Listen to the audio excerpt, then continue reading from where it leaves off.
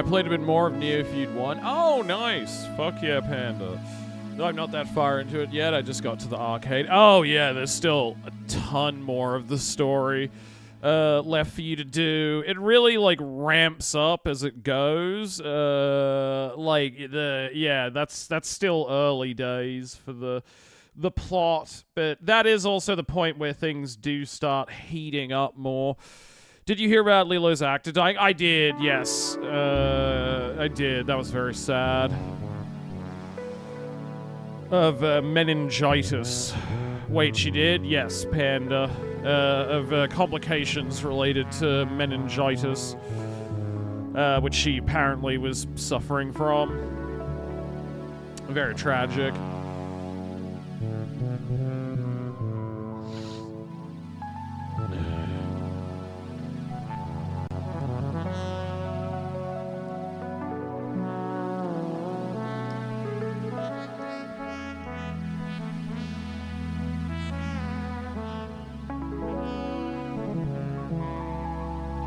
Oh wait, I need to get into cyberpunk mode too. Hold on, let me do that quickly because I forgot to before. Oops. There we go.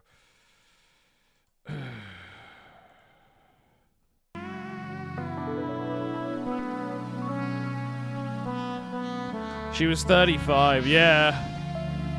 Yeah, she was still incredibly young.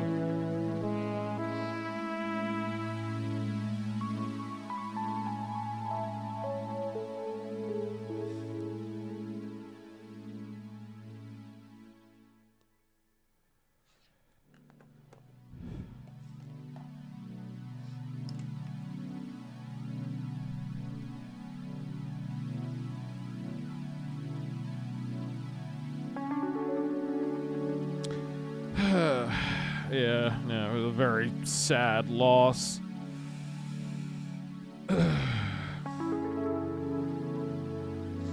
Unfortunately, meningitis can, like, often be deadly.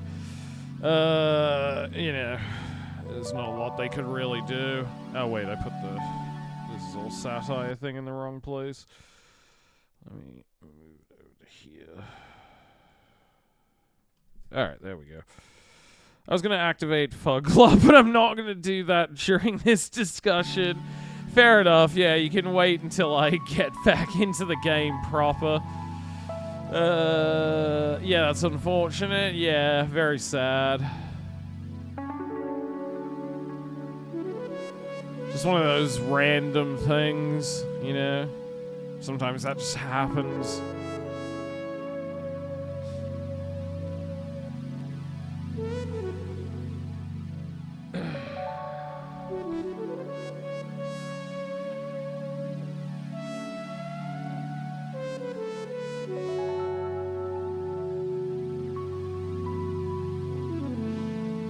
Weird that it happened so soon after Oliver Tree died. Although I guess that's just how death's always been. There's always someone dying somewhere in the world. It's just that we live in a much more interconnected planet now, so we're more aware of it.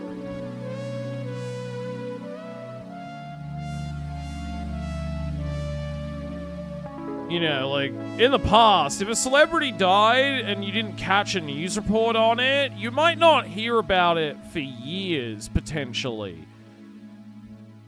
Now, that kind of news is unavoidable. Everyone on the planet knows. You know, it's instantaneous.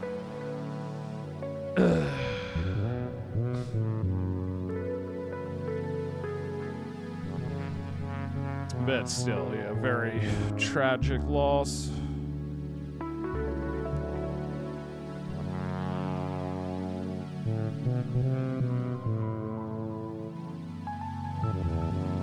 Especially since she was a big part of so many people's childhoods.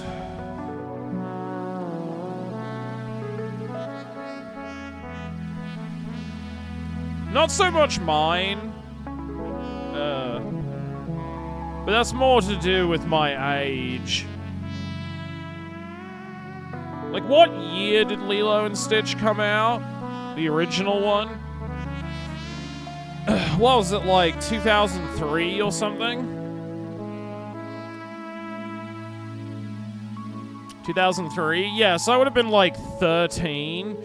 I feel like by that point, I had kind of started to sour on Disney a bit. I mean, like, I still saw the movie and liked it well enough, but I remember at that age, I was very much like, Disney's for little kids, not like me. I'm a sophisticated, mature 13-year-old.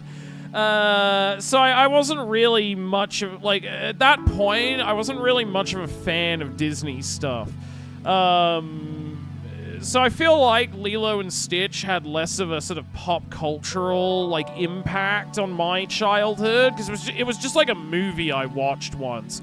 Whereas I know for a lot of people, that was, like, one of their favorite films growing up, and, you know, if you were just a little bit younger than me, I feel like it would have had more cultural impact than it did on me anyway. That era of Disney is very iffy, with things like Home on the Range and Treasure Planet. Yeah. I remember I was 9. Yeah. I feel like if I was 9, I would have liked it a lot more.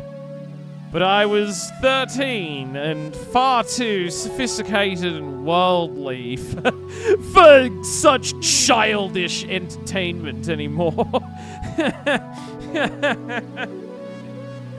That's legitimately how I thought about it at the time. I never have that phase. I've always loved video games and cartoons. If you didn't like them, I just considered you a loser. I mean, I've mentioned this before, Wolfie, but I didn't play video games for like well over 10 years at one point. I played them a lot growing up, and then, I don't know, from the ages of like 18 to 28, I pretty much did not play video games like at all. Ever. Back when hating on Disney was considered abnormal, yep. Yep, the good old days. That's crazy. Not really. I was like going to university and falling in love with different women and making a career for myself as a journalist and going out to bars and concerts and having a good time, and also reading novels constantly and going to the movies and watching TV. I was not poorly off for cultural-based entertainment. I didn't really miss playing video games because I just did other things with my time. I mean, video games are great. I love video games, but yeah, also, you're outgoing. I'm not. Fair enough. I guess that does change the equation a bit. I'm more extroverted. But yeah, I was just reading books and, like, watching TV and movies and stuff and, you know, living my life doing social things. So I never really even thought about it. But yeah, like, I didn't own a game console. I didn't own a computer that could play games. I just didn't do any game. Not even from 18, actually. It was earlier than that. It was towards the end of high school. I just stopped, I fell off playing games. Lost interest in it. And then only came back to it in, like, my late 20s. Chinese coded dump all looks like Rat Boy Genius. That's right, Akak. Rat Boy Genius.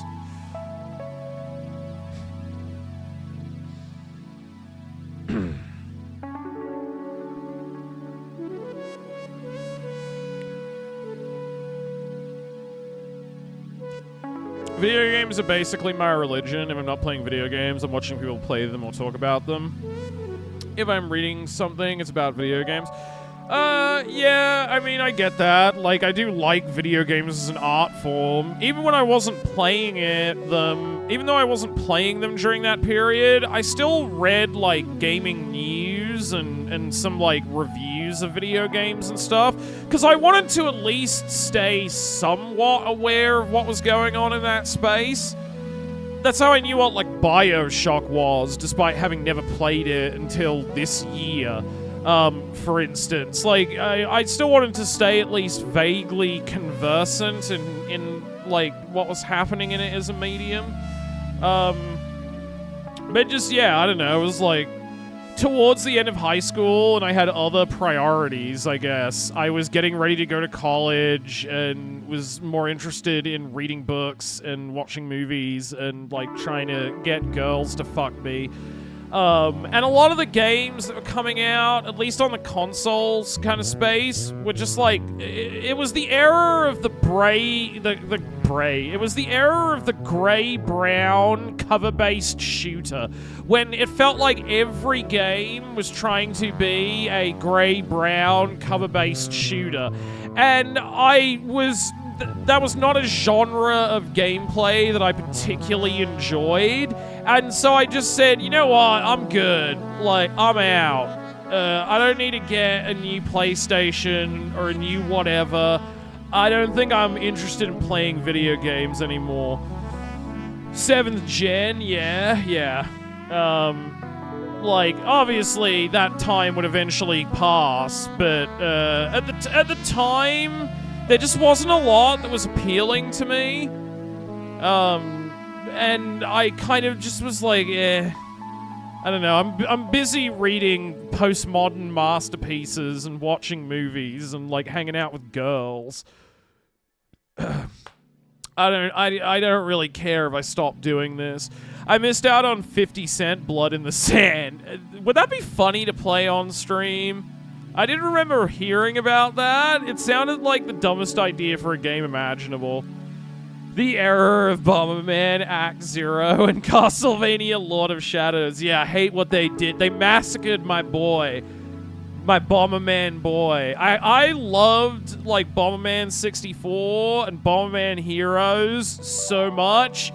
Even though he's, like, a less well-defined kind of character than something like Mario, I've always loved Bomberman. Like, I don't know why. I just, Bomberman has always been my boy, so I was very upset with what they did with that bullshit. Like, I like those games enough that I would be up for playing them on stream if I thought it would make interesting content, I guess. I would replay Bomberman 64. Or, like, Bomberman Heroes. At the very least, the soundtrack is banger. I think it would be funny. It's like 4 hours long. Okay, I might look into that. That could be funny then. It's like a 1 or 2 stream game. That could be good. You missed out on Drake and the 99 Dragons and X-Blades. Yeah, how will I ever survive without that?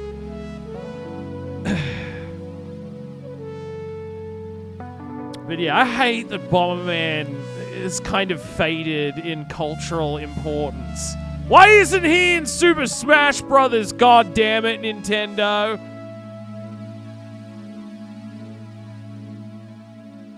You put non-Nintendo characters in Super Smash Brothers before you put Bomberman in. You bastards. Also, get Goemon in there as well while you're at it. Can I get another Goemon game, please? He's in it as an assist, I think. He should get to be a playable character. Bomberman is a non-Nintendo character, is he? Why does that matter? They have Solid fucking Snake in Smash Brothers. Is he a Nintendo character? They put Joker in it before Bomberman? That's what I'm saying! Like, why is him not being a Nintendo character an impediment? Sonic's also in it. Yeah, Sonic's in it as well. Like, why does Sonic get to be in it, but not Bomberman? I remember really wanting Cave Story Guy to be in Smash Bros. I love Cave Story. I feel like it would be too niche. Minecraft Steve, my favorite Nintendo. Oh no, I figured it was the Persona 5 Joker. Olivia, I got that. About the only thing I do know about Persona 5 is that the main character is called Joker for some reason.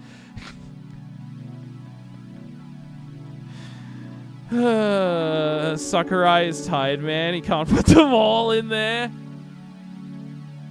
Look, Shark, some Nintendo characters also suffer from not being in Smash. I know! It pisses me off. What about Goemon? Is he Nintendo? Why isn't he in there? Just look at all the Waluigi fans, yeah. It's fucked up, man. No, he's not. Yeah, exactly. Just like, put all of them in there. Who cares?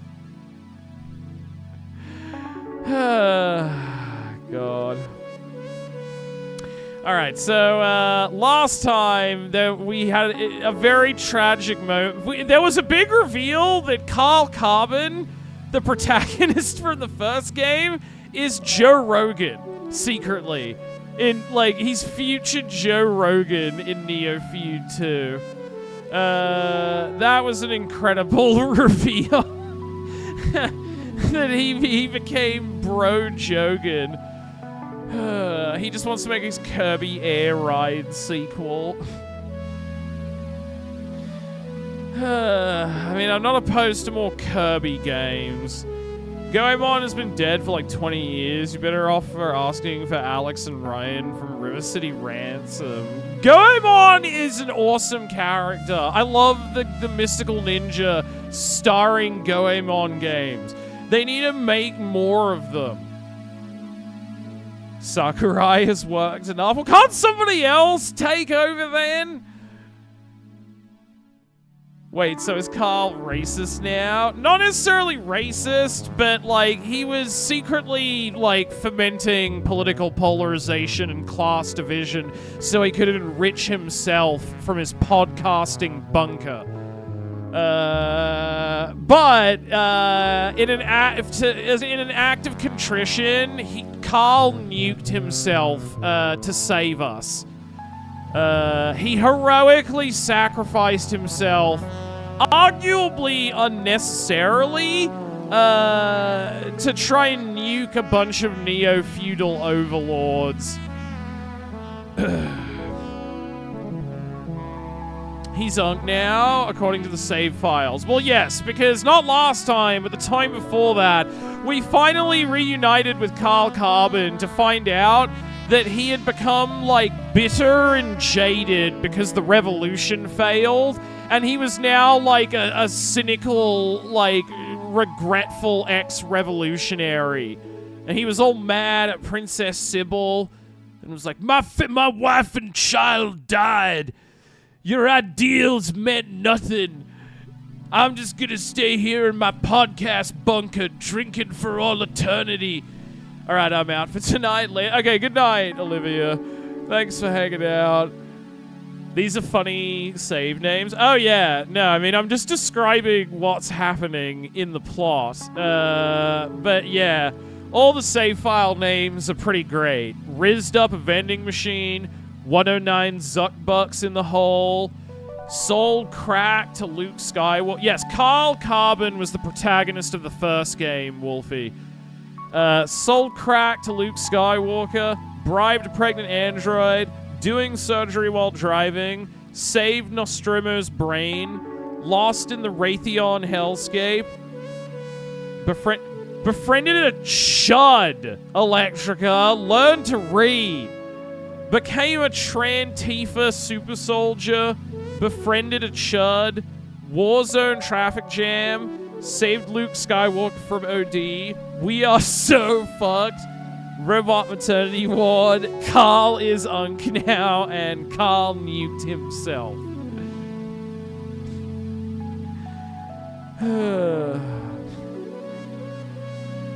As someone who's currently playing the first... Yeah, he's the hero of the first game.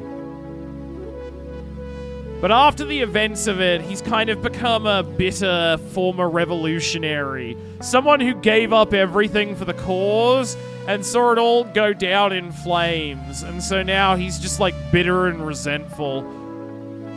I wish I was creative enough to come up with names like that. I literally just used the title of the game and a number for save file names. I mean, I'm a professional writer, Panda. Like, it's pretty, like, I mean, I like to give things like this funny names because it's just like a small amount of mental, like, writing exercise for me, basically. Just like, can I come up with a funny, like, reference to what's happening on the spot? You know, it's just like a fun little thing. But I'm sure you'll get better at doing stuff like that with practice. I should probably try that. Yeah, like, I think it's like a good idea, Panda. Like I said, it's something I'd like to do just to amuse myself, to be honest. You know? It's something I do just to amuse myself, but that's a good little way you could practice trying to be more pithy and just creative and be able to think of stuff like that on the spot. I mean, I did a master's in creative writing, so I have some training in this regard. That's what I did, like, before I became a journalist. I'm just bad at rotating saves. I mean, it's also a good way to keep track of what you're doing in the game. This isn't the first game we've played which let me name saves, and then I remember when I played Harvester, and we took a screenshot of all my saves at the end of the game because it looked like the most hilarious album track listing you've ever seen. It's just something I've always done because it's like a fun little thing.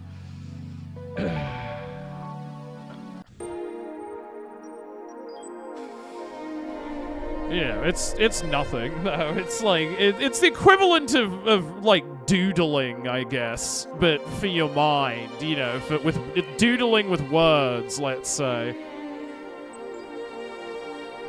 Just a bit of idle mental exercise. Oh yeah, so after Carl nuked himself, Nostromo was abducted by the Neofeudal overlords, who were being led by a character who is actually, like, she actually appeared in the first... At first I thought she was a new character. Last time the Neofeudal overlords arrive, and they're being led by Princess Sarah Waltz Gayton. Sarah Gayton Waltz. Gates Walton, that's it. Like, from the Bill Gates dynasty. Sarah Gates Walton, who was sort of like this neoliberal centrist, like ultra-lib kind of character. Basically like a fake leftist. A liberal who doesn't want to get anything done or affect any kind of meaningful change for the working class, but instead wants to do it through incrementalism. Where nothing ever changes and it's just an excuse to keep the poor impoverished, you know? But she was actually a character in Neofeud 1. She turned, not like a main character or anything. She's like a background character who you can have some dialogue with towards the end of the game. But that's super cool that they brought her back as a character. Also, I think am I playing as Proto J now or Princess Sybil? Proto J. I think I'm playing as Proto J. Sybil's phone. Oh yeah, the Aleph thing. How do we get Aleph to transform into humanoid form?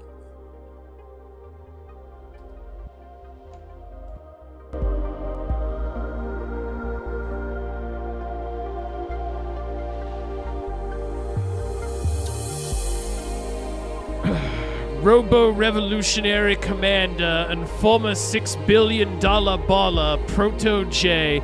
I love that Proto J basically grew up to be robot Huey P. Newton. He founded the Chrome Panthers and is like a legendary revolutionary warrior. It's ex-deity / royalty turned comrade Sybil, one of the first patrons of Red Star. Lith, Sindarian refugee and computer virtuosa, goes by hacker alias Countess Zero Cool, big insurgency goth girlfriend, she / they / CEO eater, Lith's shadow media bio, Silver Spook, the poltergeist with the most corpo heists, the ethereal specter of communism.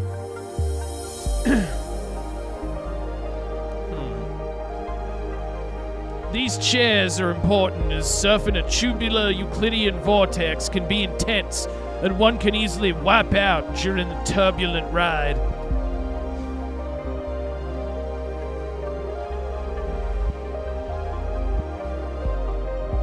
Oh, that's the guy who was in chat? Yeah, that's the creator of the game, Wolfie. That's the dev. Silver Spook. It's the name of their studio, but that's also the pseudonym they create under. Yeah, I know. Yeah. The character is like inspired by him. It's kind of like a self-aware kind of self-insert, doing a metafictional thing. And it's also a reference to Silver Spook's first game that they ever developed was a total conversion mod for Deus Ex, called Deus Ex Terminus or something. And the main character in that is called Silver Spook. And then Silver Spook decided to adopt that as like the name that he created under. But the character, aside from, obviously being a reference to the dev themselves, the character is literally meant to be like the guy from the Deus Ex mod too. So it's kind of like a double meta kind of thing.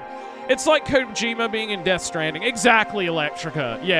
Yeah, no, it's like a very kind of self-aware meta inclusion. Not just his self-insert. It's like a reference to their earliest game that they developed, while also being like a fun in-joke for, the person playing the game, where it's just like, oh, hey, it's the dev! She's a 3M. Yeah, very rude, a cack. I see a cack is back on his chud shit again. The Silver Spook mod is... Oh, yeah, thank you, Silver Spook. Yeah. Is Terminus Machina for Deus Ex. Yeah. Because I remember you mentioned that last time, that the Silver Spook, the character, is from the mod originally. Oh, God. But, yeah, I'm guessing we're in sort of the end game of the story now. Like, I don't know if I'll beat it today. Probably not, because I'm assuming there's probably still a bit more. But Carl nuked himself, and the Neofeudals captured Nostromo. So it feels like we're in sort of the final act of the story. But I assume there's still a bit more to go, since, like, we haven't even had Warren Clinton Bush really make a full reappearance in the story.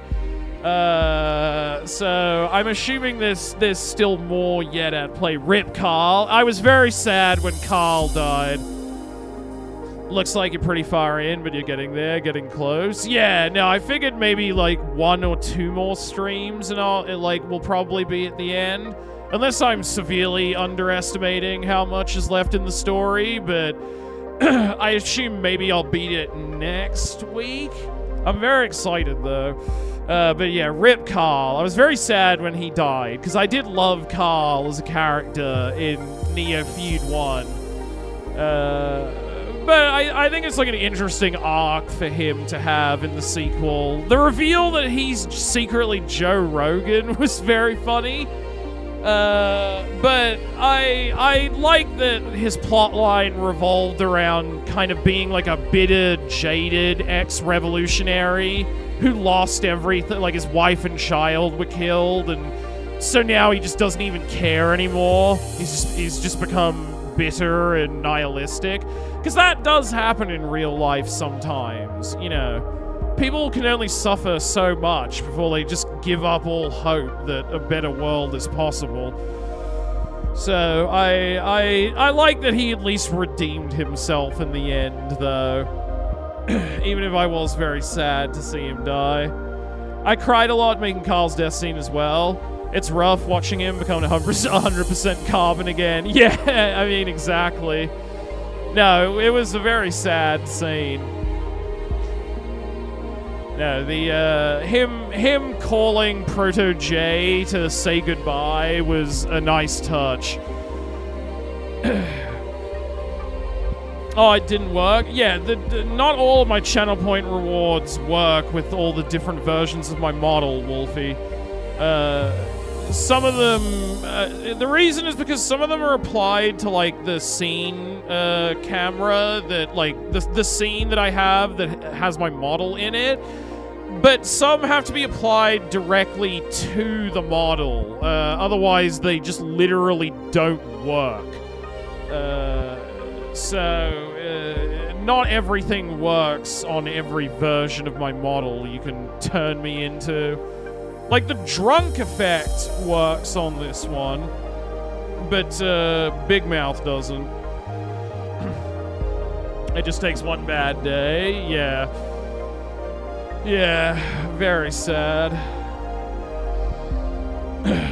And now we've got to figure out a way to rescue Nostromo, who might actually be the robot messiah.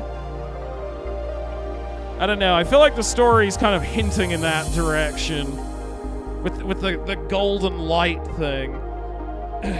Him basically being Neo in the Matrix. Like, I wonder. I've been wondering if it, like, that's where the story's gonna go in the climax.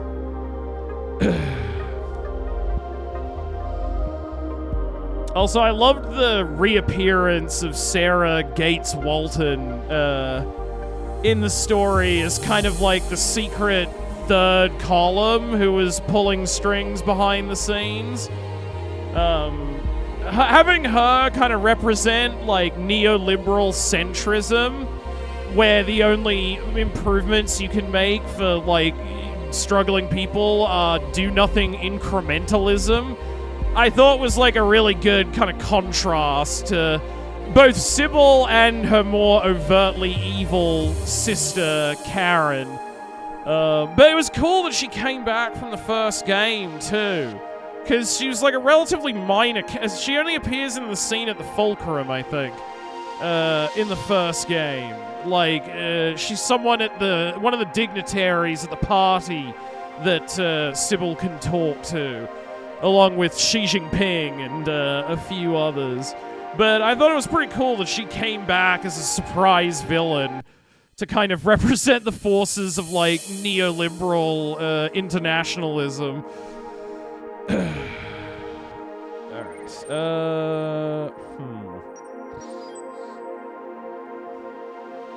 Okay, let's talk to Lith. Yes, Princess Sarah does make a fulcrum appearance, and it's mentioned that she fought for minority rights and sentient machines. But yeah, ends up with the betrayal arc. Yeah, no, I remember her character, like, the way she's described, she kind of sounds similar to Princess Sybil, at least in the first game. You know, billionaire communist revolutionary. Yeah, I remember she describes a whole bunch of stuff that she did for, yeah, like minority rights and stuff like that. Yeah, didn't she allow herself to be assassinated to make a political point at like a non-human lives matter march or something? I remember that was one of the things she said she did. But yeah, another very realistic development is that a lot of people who start out like that inevitably end up just becoming foot soldiers for neoliberalism eventually. You know, they go, oh, well, we can't be naive 21-year-olds forever. We have to grow up and get a corporate job and live in the real world. You know, that type of person. That was mentioned, the JFK-style assassination with a clone. Yeah. It was a very funny thing to do for non-sentient human rights. Well, non-human rights, machine rights. Can we talk Silver Spook? Silver, if you have a moment, this craft was created by Dr. Gertzel, who also created Aleph. could you search up any information in the superpositor about this object? Sure thing. Let me see here. But yeah, she's a great addition. I love when in a story they set up two opposing forces, and then partway through they go, "Oh, surprise! Yes, There's been a third person behind the scenes, fucking with everything." Papyroglyph. It's apparently dubbed. Okay. Thank you so much, babe. Interesting. Of course. No problem, hon. Yeah, the like third column and who makes an attack thanks towards the for end of the story is diffusing cool. that thing with Lith earlier. Yeah, for sure.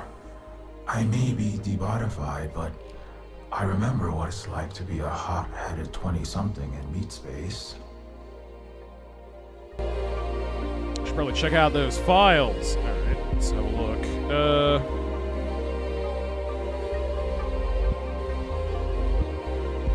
A list of Noah Goetzel's files are displayed on the screen. Several of them appear to have been damaged, but may still be of use. Alright, let's look at these journal entries damaged. What very, very little I can discern has led my consciousness, space and time, reality itself. The Keylane, subdialect of ancient Phoenician, and transcribing it to this deific race's alphabet, which I call Numenian. The Aleph itself is some sort of... By tracing out letters, like drawing names in the sand, one can unlock the limitless secrets. Interesting. The Aleph is like a Borges short story, right? Also, the focus on language there is kind of reminding me a lot of Snow Crash too, and how much of Snow Crash was like a weird university lecture on the idea of language as like a virus that infected humanity. That's interesting. Man, Horowitz sure loved his audio logs. I mean, they're a classic staple of like sci-fi stuff, Maracas. Everybody loves doing an audio log in a sci-fi story. There is a Borges story called Aleph, I believe. Gibson. Oh, that's right. Yeah, he has too. I should reread Count Zero and Mona Lisa Overdrive, because I've read Neuromancer several times, but I've only read the sequels once.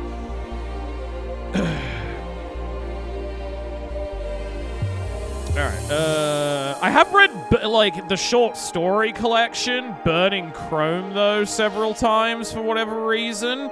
I just really love it. It's got so, like... The Hinterlands is such a great idea for a short story like that. I always thought that was such an interesting concept. We were working on transcribing space-time manipulation for an experimental timecraft dubbed the Superpositor. When by entering the name of God, palm-sized piece of parchment, transformed, transmuted. We cannot even name the process. But the Aleph has become an anthropomorphic being. All my life, I have been nothing if not a scientist. But in light of all of these impossible discoveries, to at last meet the being that originated it all, it surely inspires reverence. Okay. Translation chart. The third relevant entry appears to be a diagram or chart of some sort. Numenian, Phoenician, Anglo alphabet. Okay. So what's the symbol on the Aleph again?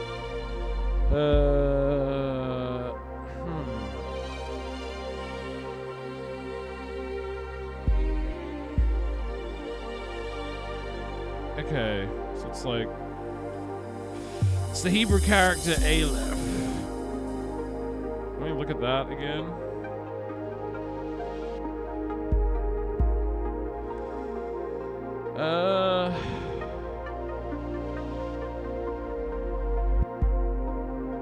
I feel like you could potentially make that with some of these symbols, maybe. I'm just trying to figure out if I can identify which ones here.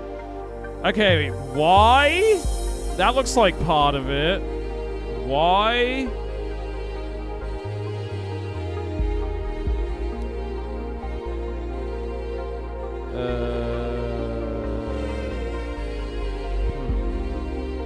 Maybe this in? I might just be chasing ghosts here.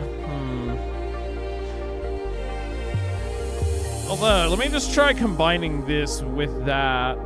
No, okay. I thought maybe that might make them compare the Aleph to the chart. Can I call someone on the phone?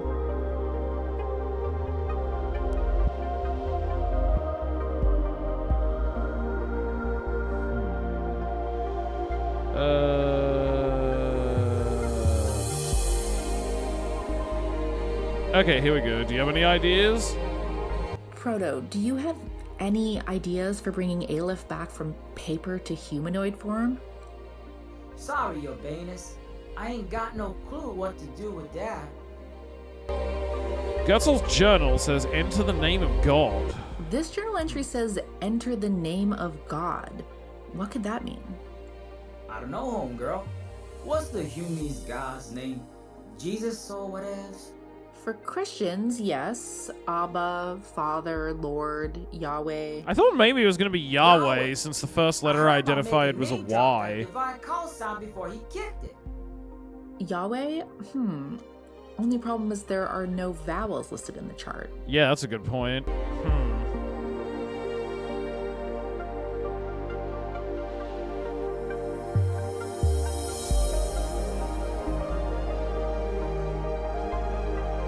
Yeah, because I was like, that looks like part of it. So where's the A? What about H? No.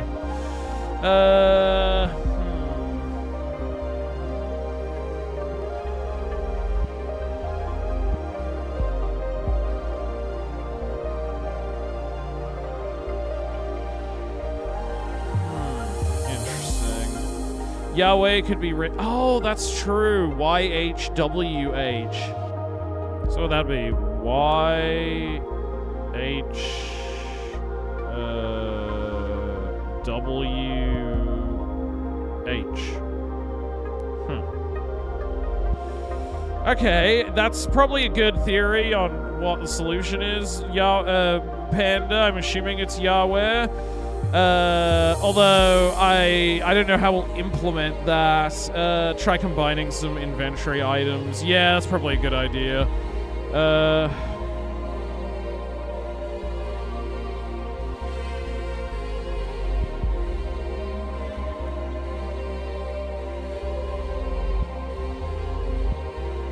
Okay, there we go. Proto, could you use your telepathic powers on this Aleph? Come again? How I supposed to do brain bending on a bandana? It's a long shot, but Aleph is a living being of some kind, right? Even if he's shrunken down and two-dimensional at the moment. You want me to whip out a psionic alarm clock on my brother from another motherboard? Huh. Well, here goes nothing, I guess.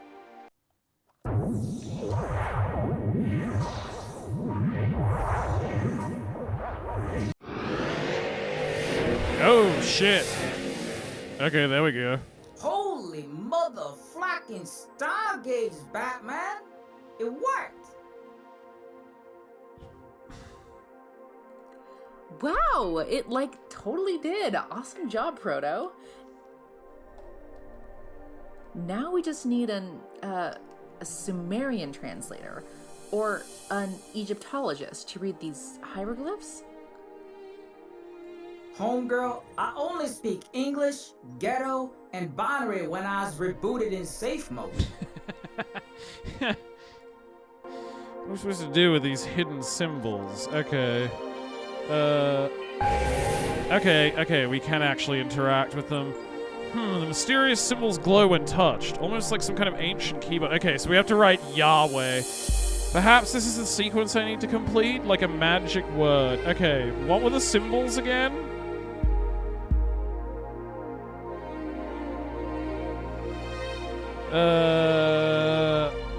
Okay, so like sideways F, Wi-Fi signal, Y, and sideways F. Okay.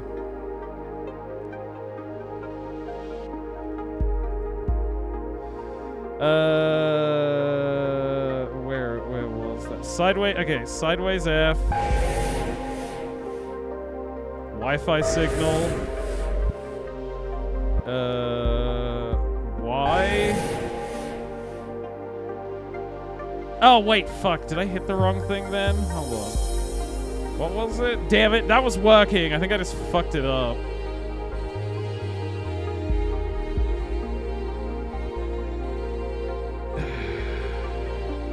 What was it? Okay, so sideways F, Wi-Fi signal. Yeah, shouldn't it have been the Y then? Huh? I thought that was it. I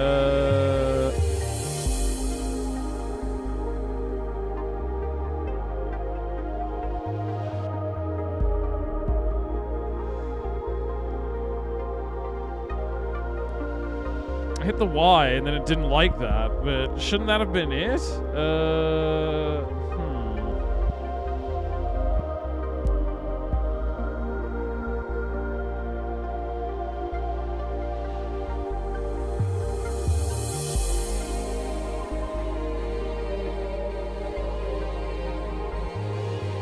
I think that is it. You enter the 4 characters. I think it tells you automatically to look elsewhere. Oh, okay, right. Because, yeah, I was like, isn't that correct? Yeah.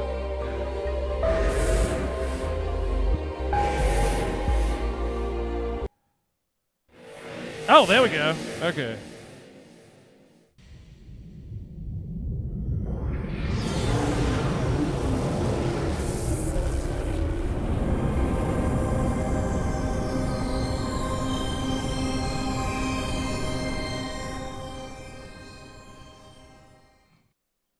Damn!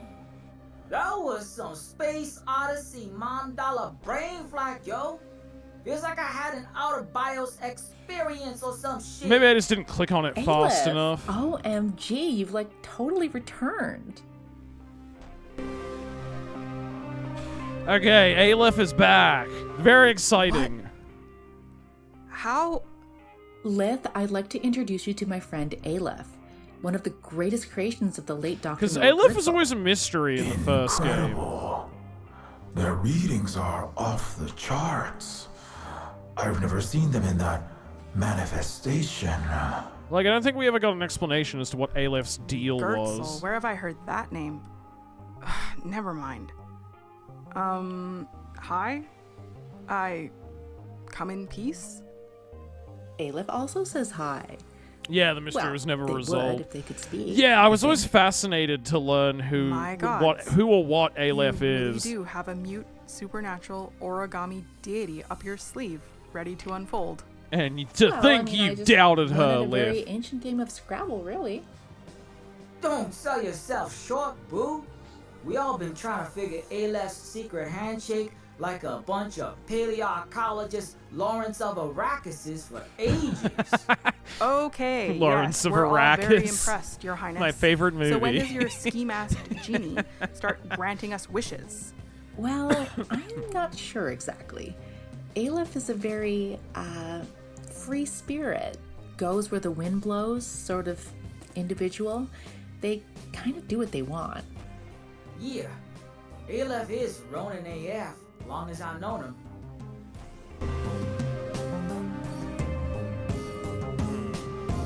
So you've never directly communicated with this entity? Not through any verbal language, sign language? I'm gonna get. Okay, good night, Panda.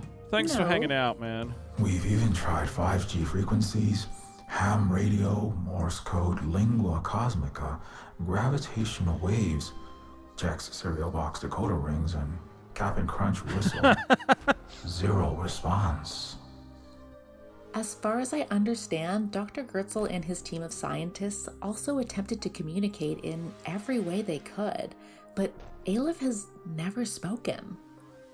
Well, how in Zarastha's name are we supposed to get these portals open to save the world and Nostromo from being turned into shrapnel?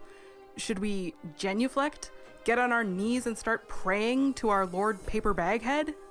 I don't think that's how it works. Maybe it's actually a plastic bag and he's asphyxiating under there?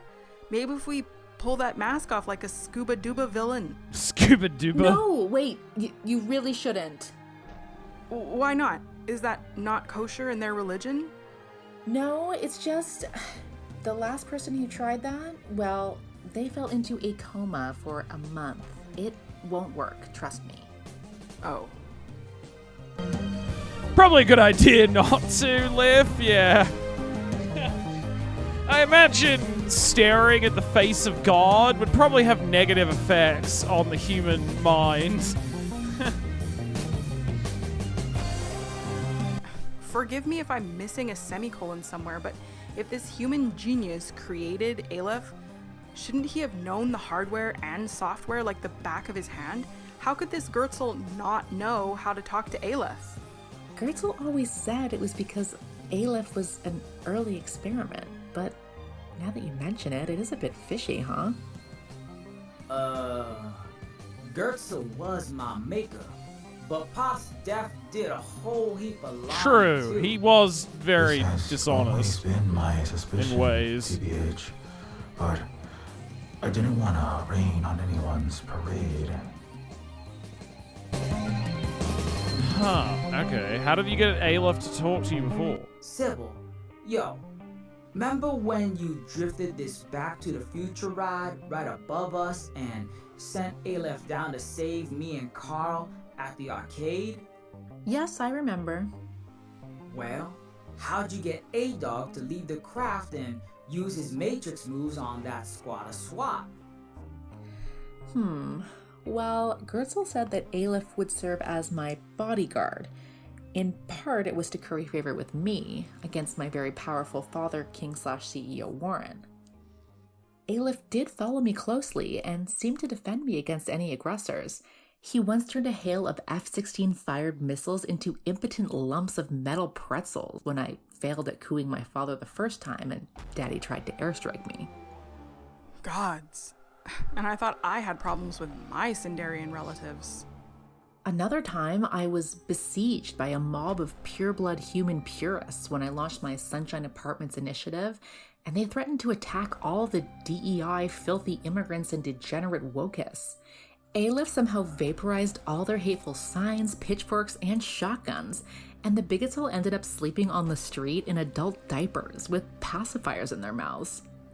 Wait, what? Yes, it was supremely odd. I assumed that our anti-fascist and progressive allies had given them the mocking wardrobe change. Huh. You never told me about that one. Fascinating. Aleph, we really need your help now. Please help us open warp gates to the Neofeudal's Nexus. Aleph, pretty please? With sugar and cinnamon and a maraschino cherry on top?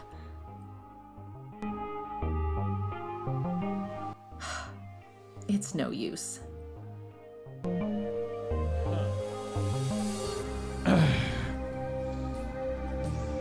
Is this lady Princess Sybil, or is it this is Princess Sybil Rudd?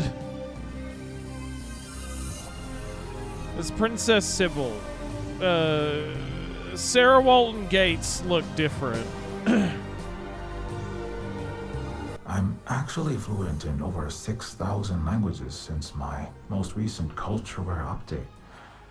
I could try asking in other tongues. Good thinking, Silver Spook. A long, long while later. Yeah, that would take a while. 5 hours later. Well, I had high hopes for a Linkos, Klingon modulated Esperanto, and Golden Spirale. Klingon modulated Unfortunately, Esperanto is My great. overclocked linguistic semiconductors are tapped out. Try praying. Yo, Huh.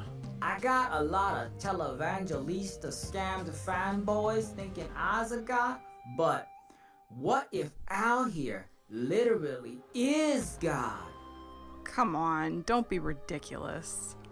Well, a little praying never hurts, right? O great Aleph, who art in shyesty, hallowed be thy name. Please, O silent God, deliver us from western evil. Oh, drat.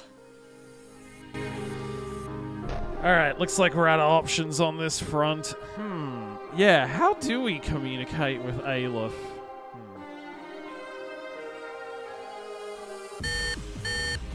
Uh-oh.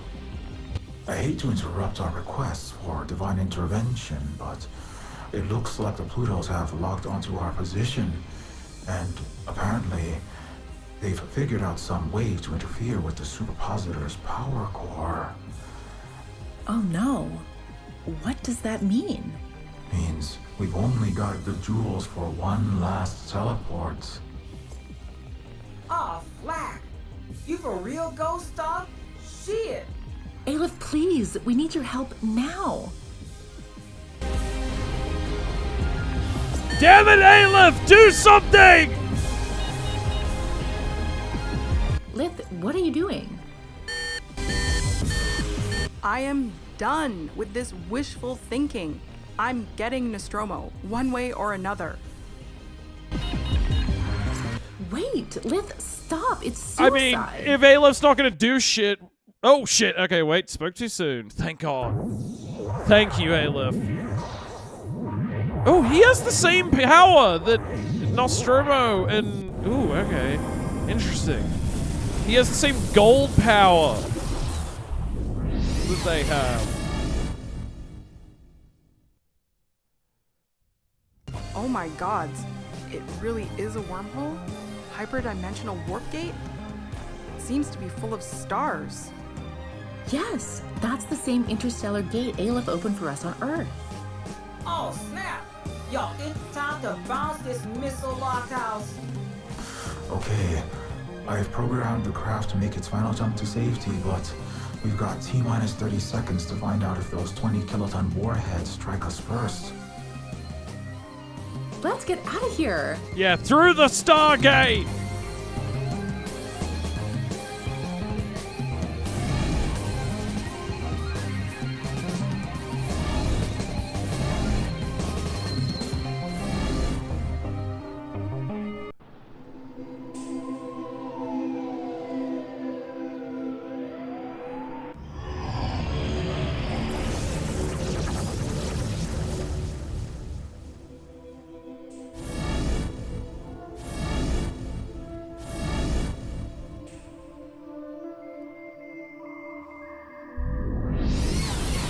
Are they back in Coastlandia? Where in the gods doomed Earths are we? Oh my golly, this is like. Oh my God, so they wild. are! We've really gone back to. Yo, is we where I thinks we is? I'm feeling total AF right now. Oh, spin cloned out of Kansas. I can almost feel the hot landfill-scented air on my non-existent face. This is the setting of the first game. Where are we? We're in the damn it? past. As impossible as it seems, you actually nailed it, Lith. We've somehow arrived on Earth. Yeah, because I recognize this What? background, like We've this warped area, to your the Hume look. homeworld? I was like, this isn't New Straight up. Liberon. Unless my binoculars is broken. Yeah, it's This Coastlandia. is Coastlandia, the ghetto I was from. That's fucking... Okay. Yep, back to the prequel. Hell yeah. That's fucking awesome. Oh, God. Immediately, I reckon, like, that yellow skyline and the neo-feudal city floating above it, like, I immediately recognized that as Coastlandia. I don't recognize the terrestrial shantyscape, but those floating cities are awfully familiar. They're the same aerial megalopolises, yes, before the elite moved them. But that means... Yes, that stellar gateway thingy has not just transported us across the galaxy, it also turned back the clock over a century. 9.3 trillion miles and 149.4 years, approximately.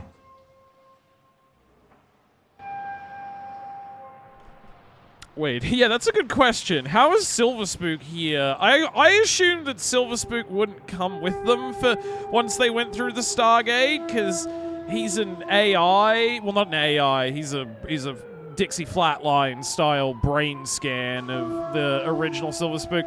But the point is, I thought he was a disincorporated, like, computer entity. I'm a little confused how he's here. Because I just thought him, like, he would stay with the ship once it teleported to safety.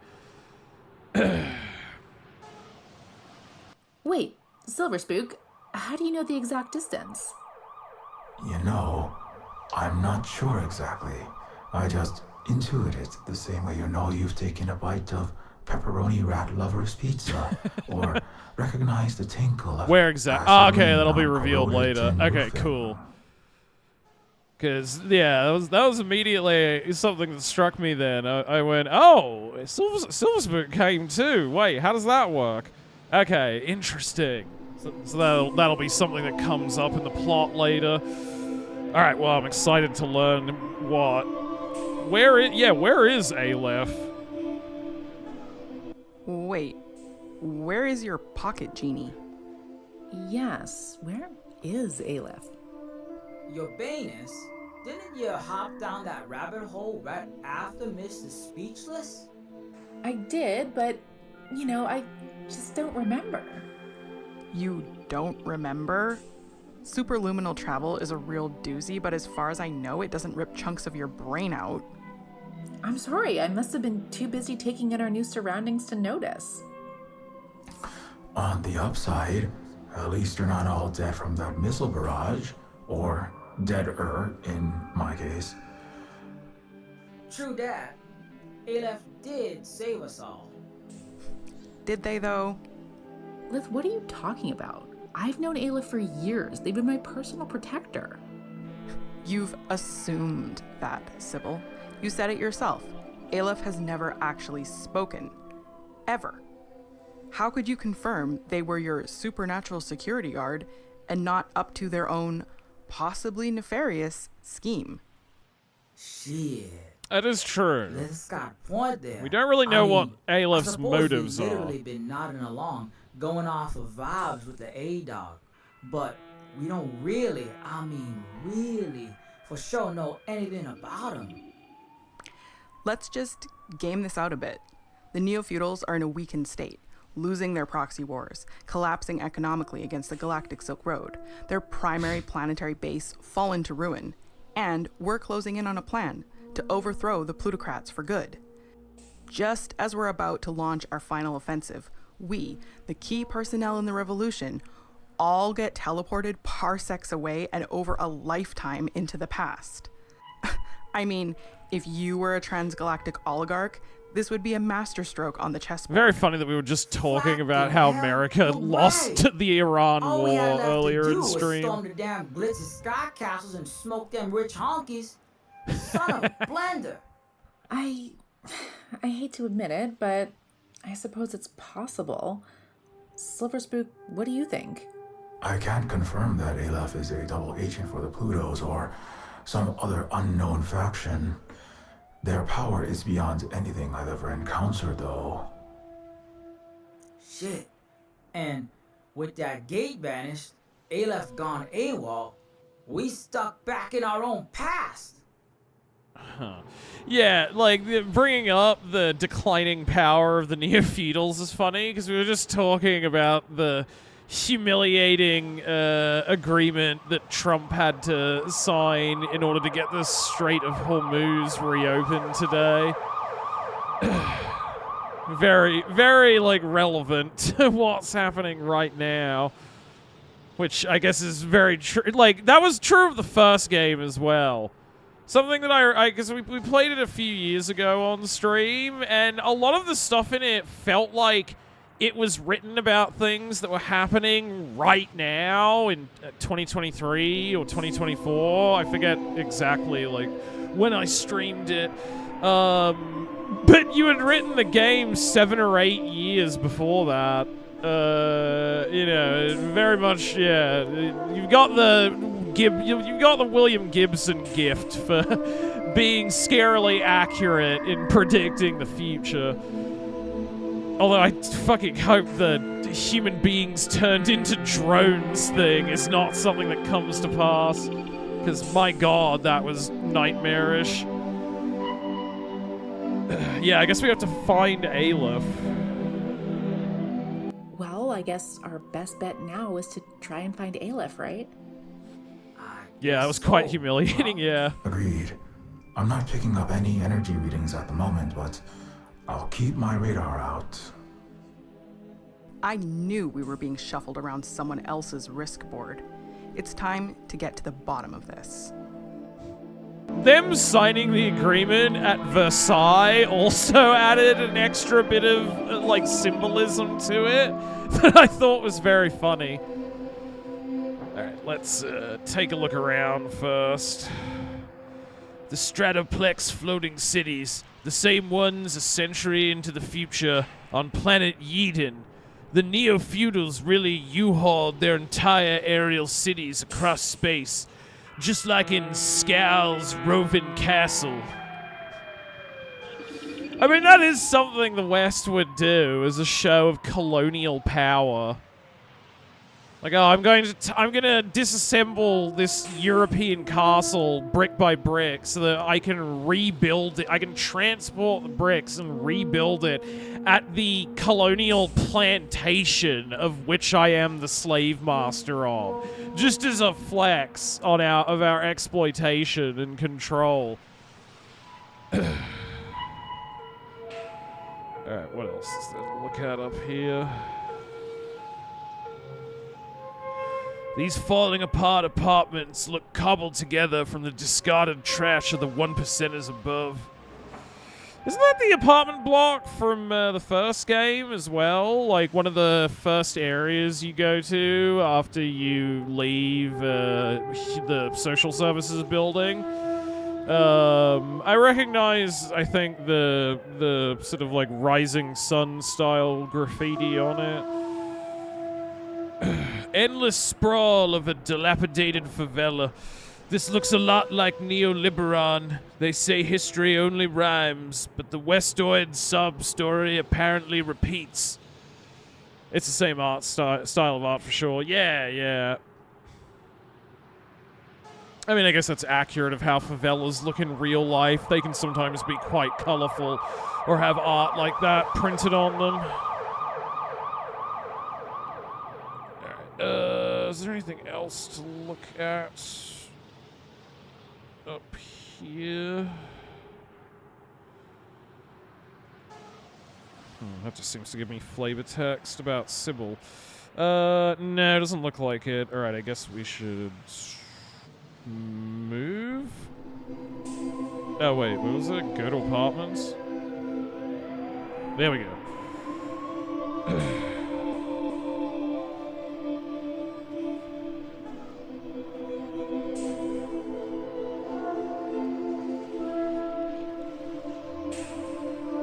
Sunrise Apartments. This was a mixed-species, mixed-income community. Oh, this housing was the project I housing initiated. project. Okay. It looks like it's seen better We were on days. top of it. Yes, the Coastlandia bureaucracy, the pay-to-play machine. It did everything it could to divert funding, grease their own palms, leaving little for the impoverished people. My failure to help the needy 99% through charity here was my first wake-up call that I needed to get more radical. It wasn't a total bus, homegirl. At least Uncle Todd, Suzette, and I had some kind of place to crash instead of rotting in the straight-up landfill we was dumped in. I guess so.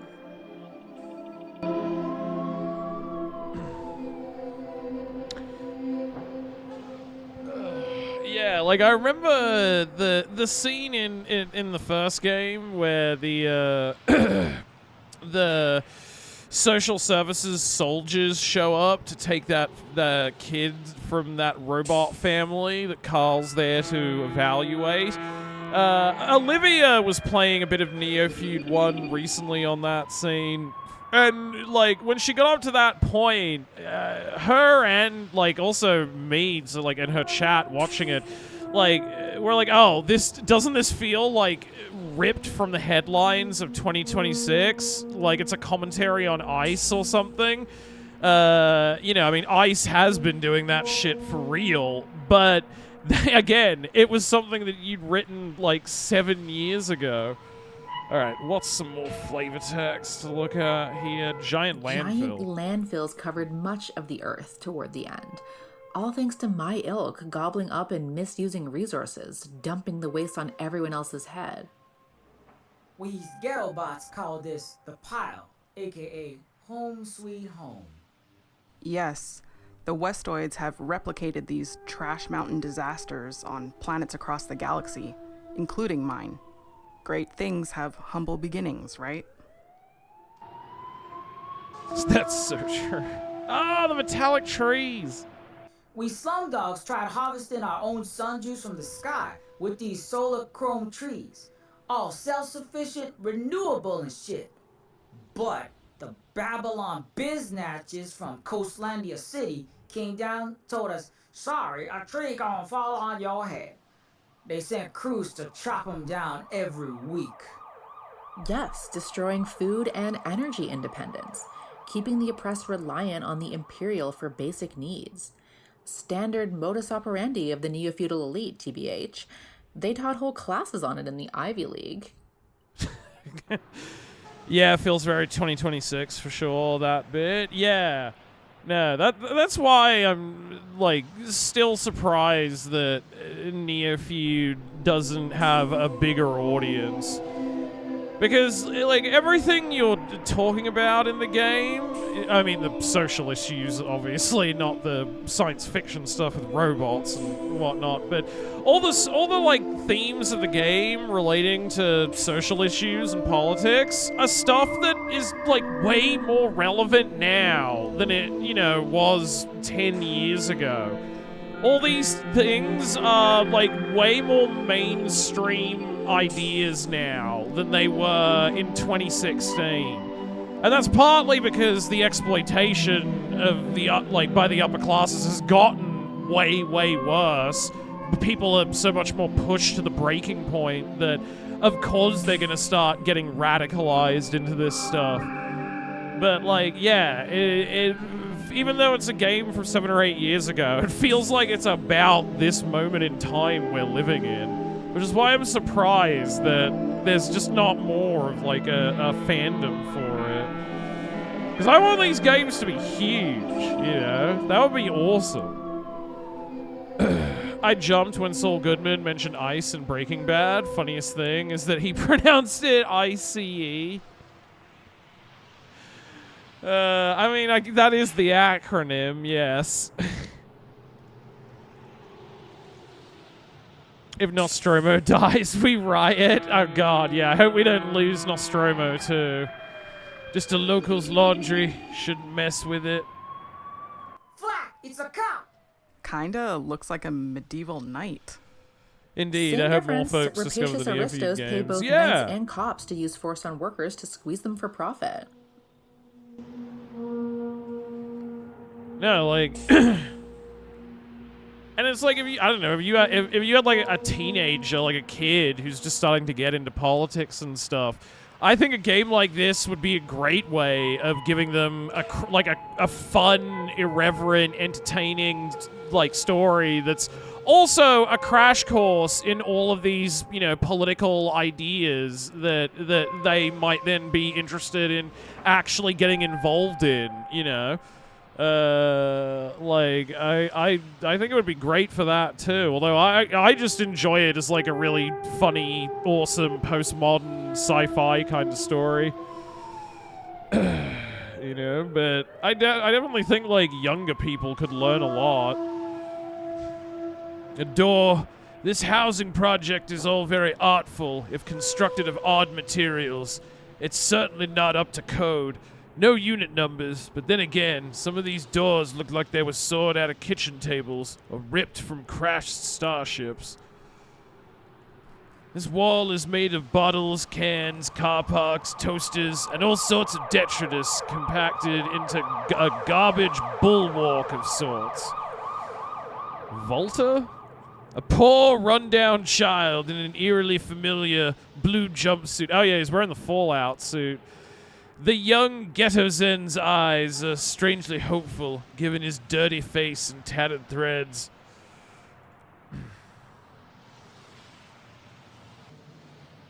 Anything else we look at? This rusty old car has been welded right into the apartment complex.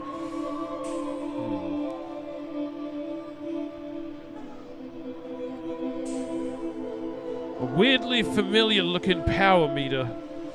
Alright, maybe we have to interact with these doors to avoid the cop.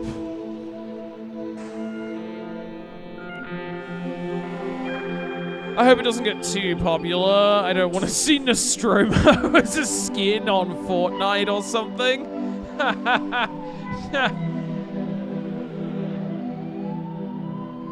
That would be amazing. And a potent metaphor for capitalism's ability to subsume all critiques of itself into just another thing that can be commodified. I would never sell out to Fortnite. I mean, if you did do that, I wouldn't blame you, if only because I'd just go, well, I'm sure you'll take that Fortnite money and use it to make one hell of a Neofeud 3. You know. But I can also understand why you wouldn't do that. I wouldn't want something I created to be Fortnite-ified either. But yeah, like I think it would be justifiable if you were using it to fund another game or something. It's unlikely Aleph would hide out in someone else's apartment, and going door to door risks significantly altering the timeline. Perhaps we should stick to the folks outside who might have seen Aleph. True, Neofeud 3 on the big screen, yeah. Yeah, no, I mean, if that gets me a Neofeud movie, I'll be down with that.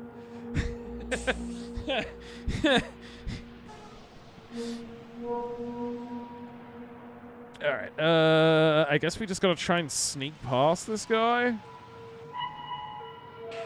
Maybe use some of our abilities on him. Nostromo with Pomni and Miku on a team, yeah. No, I mean, there'd definitely be some comedy to that.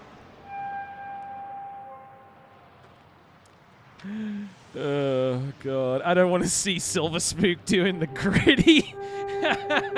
Yeah.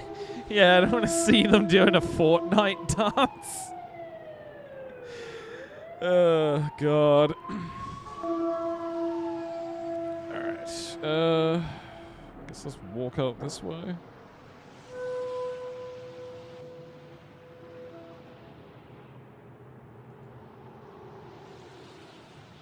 Hey, you! Stop right there! Oop.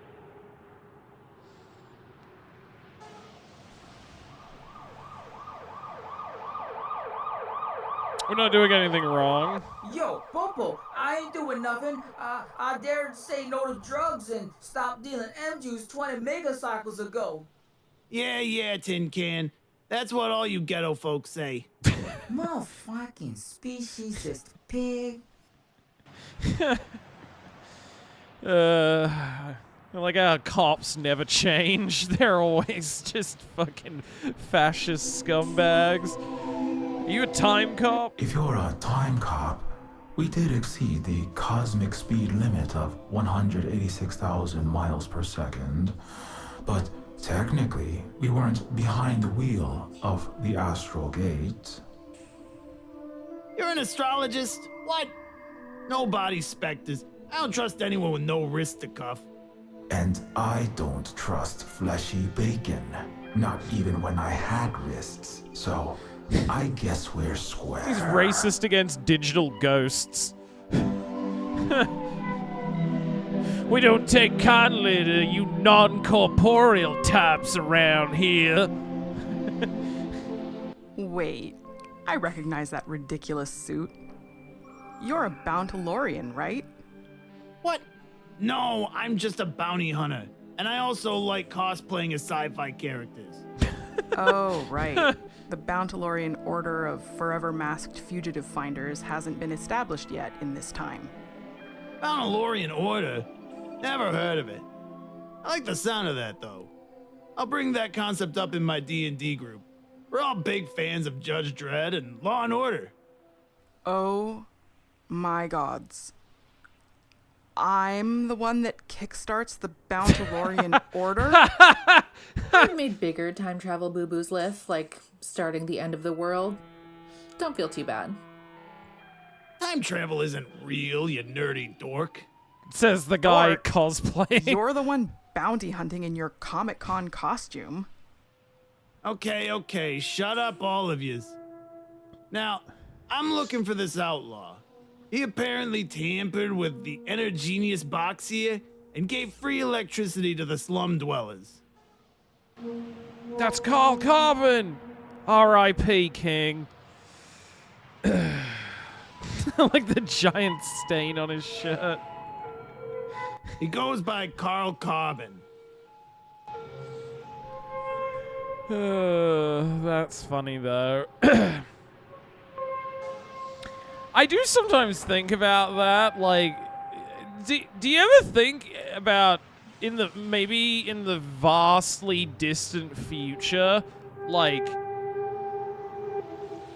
there might be a real like this might be real Jedis, not in the sense of like they will have the Force and do whatever, but I don't know, like 1,000,000 years in the future or something. There could definitely be a group of, like, people who are like, oh, we're going to create this badass organization, and we're going to name it after the heroes from an ancient piece of Earth culture. They were called the Jedi Knights. And will, like, pattern themselves after, like, whatever remnants of that still exist millions of years from now. Like, a lot of people, you know, name groups after, like, old mythological things or, like, characters from story. Like, the Bountalorian Order thing just made me think of that then. That it's like, I bet in the future, some weird LARPers will, like, actually create some kind of paramilitary order and name it after the Jedi because they think it sounds cool because it's from some piece of Earth culture from hundreds and hundreds of years ago. So to them, it's no different than the Odyssey, you know? I def think that might happen if there's some advanced energy weapons and some devices. Yeah, they're exactly, Silver Spook. Like, when the technology would allow you to do stuff like that, I think, yeah, that, like, there'll probably be a group of people who try and basically be IRL Jedis because they just like the iconography associated with it. Yeah. A lot of people naming themselves after Greek philosophy. I mean, yeah, exactly, Wolfie. Yeah, and like half of them never even fucking read the philosopher that they've taken on as their moniker to go with their Roman statue PFP on Twitter. You know? Like, I think that might be a thing, because that often happens, you know? And considering Star Wars' ubiquity culturally. I mean, I think everybody considers it slop now, but still, there's so much merch and it exists in so many different forms of media. You know, the remnants of it are going to be around for a very long time, even if they're just like faintly remembered images. Carlos Carbonara? Never heard of him, officer. Huh. Why do you look familiar, Toaster Boy? Toaster boy, you Bruce Wayne loving donut scoffing jackboot ass wannabe Boromir mother. Oh, you're dressing up as Chase Shankara, the totalitarian dictator supervillain from the Dark Panther movie. I get it. The brother that spits a bunch of truth, then kills his girlfriend cause Honkywood got a demonized black resistance? Yeah, for sure, copper. Literally happens in Fallout with the Legion. Yeah, exactly, Wolfie. Or it's like, I don't know. Right now, there are people who will, you know, name their child, like, Achilles or something. Because, well, I mean, some people are Greek and they'll call their kid Apollo or whatever, because that is still, like, you know, something of a more common name there. But the point is, there are people right now who name their children after famous mythological Greek and Roman characters, right? Because they want to give their kid a cool, unique name. And these are epic heroes from an ancient culture and part of our heritage. In a million years' time, like, the people are going to be doing that with fucking Luke Skywalker. Because how is that any different to them? It's the same. It'll be the same thing to them. They'll be so divorced from it, from like our era, and thinking of it as a modern thing. I mean, there are people who fucking name their kids after Star Wars characters now. People in the future will name their children Harrier Dubois. Yeah, yeah. If I have my way, they will. But yeah, like. I think that'll probably end up happening one day. Maybe in the future, people will have children named after YouTubers. I mean, also possible, Wolfie, yeah. In 150 years' time, some mother is probably going to be telling, some new expectant mother is going to be telling her friends, like, oh, so I've decided what we're going to name our child. It's this really unique, cute, interesting, ancient name. It's not popular anymore, but we wanted our child to have a distinctive, unique name. We're calling him PewDiePie. That's gonna happen. You know? Like, it's fascinating the way all that stuff kind of ends up feeding back into the modern world. Yeah, this is my daughter, Iron Mouse. That's such a beautiful name.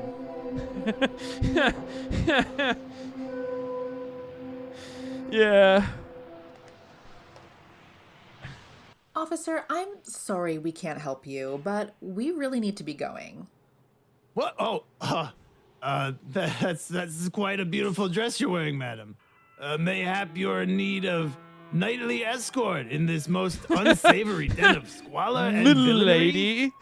I may be faceless, but I have a sudden urge to punch Sir Romeo into the 12th century Camelot he wishes he was from. I know, he's such a creep. Prithee, speak louder, milady.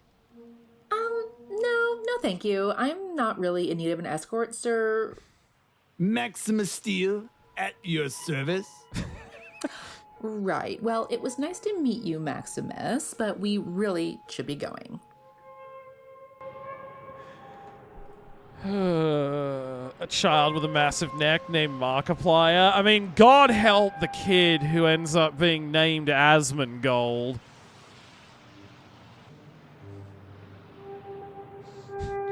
Wait a second. Is there a problem, sir?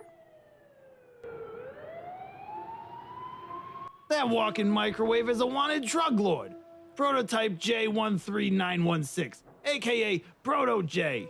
There's a huge bounty on his head. You're coming with me. Oh shit. Oh, Flack. Wait, you really were a 16-year-old robot drug kingpin? It's cool, Liv. Don't Yeah, judge him. I done made some weird life choices back then. Like dealing industrial quantities of liquid crystal lithium.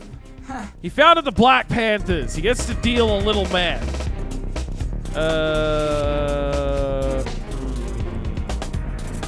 Use your psychic powers, Proto-J. Cop / knight / slave catcher is good. Sorry, sir, Dirty Harry. Gotta take your badge and put your lights out a while.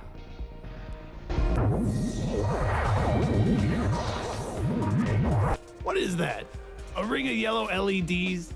My GM has an Iron Man suit with cooler repulsor ray effects. Flack! That dumbass headpiece of his must be blocking my Oh brain shit. powers. Okay. Like Magneto's helmet stopping Professor X's telepathy. Oh, jeez. You gotta be kidding me. Magneto? I am Team Wolverine all the way. Magneto is such a pathetic loser who looks so stupid. And he's a virgin. I have so much sex with real women. How dare you utter that subpar supervillain's name and mine in the same sentence? Hey, pro tip, buddy. Next time, choose a live-action role-playing costume that doesn't resemble them. Never mind. Because he's a Wolverine fan. As long as that mother flacker's got that headpiece on, my brain-busting powers won't work. Of course he's a Wolverine fan.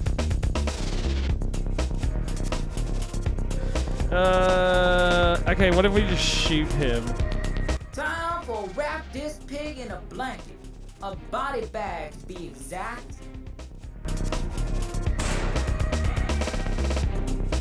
Well, that was the wrong move.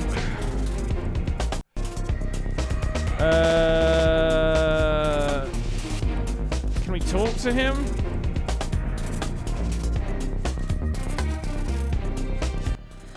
Let us go, pretty please, with maraschino cherries and rainbow sprinkles on top. You got cherries on you? Well, no, but Then the answer is no, booty cakes. Okay. Now is the Chud anti-dating system part of the game?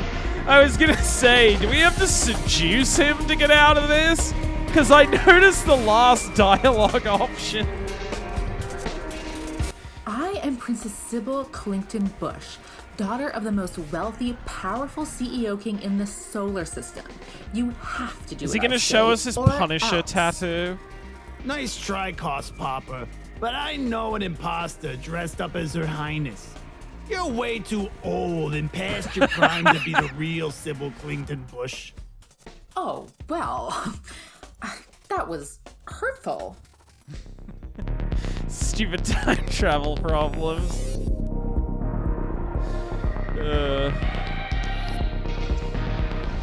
Very accurate to a certain type of guy who looks like a gross troll, but like spends all their time on Twitter talking about how women are ugly hags.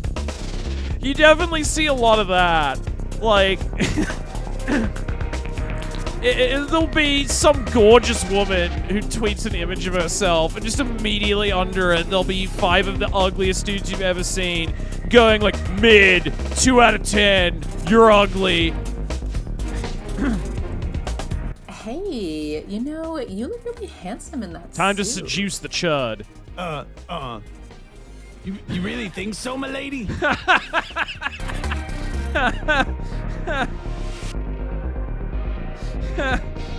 Milady. Yes, definitely. In fact, I'm such a huge Bountalorian, Space Tracker fan. My favorite episode is when baby Pika Yoda steals the Ninkari joystick top from the Razor Blazer starship. Pika Yoda. Actually, that's not technically what happens in that episode. The infant Pika Yoda takes the Genesis Station joystick top from the N-20 Babu starfighter. Dude, no wonder you're a Also, virgin. like, why are you pretending to be into dude stuff, like Stella Warriors movies? Man, I thought you were super hot, too. Oh, oh no, I screwed up. Pika Yoda. Yeah, I like how Pika Yoda is basically a thing that's real now with like the Grogu character, Baby Yoda, or whatever he's called. Hey, you look really handsome in that suit. You really think so, milady? Okay. Alright. So the thing we should have done is play dumb. We should have played dumb and let him just autistically explain it. Oh, yes. I don't know a lot about that show, but I'd love to hear you explain it to me over Mixed Swift's Burgers and Fries. Oh, why, yes, that does sound like a great date to me. Yeah, just mansplain it to you.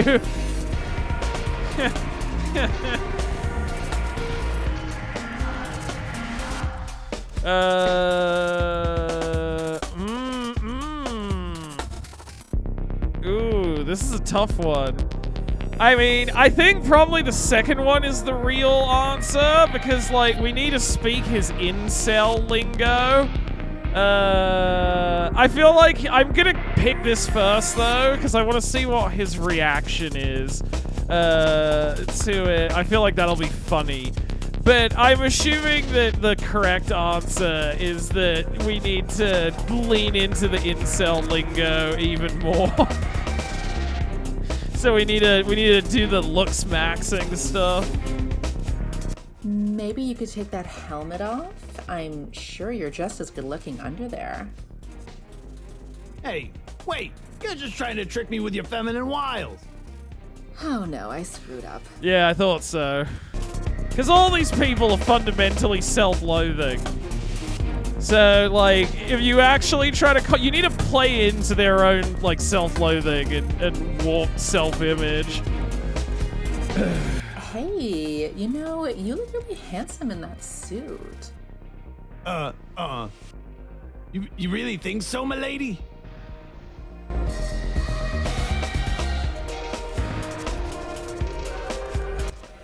Oh, yes. I don't know a lot about that show, but I'd love to hear you explain it to me over Mixed Swift's Burgers and Fries.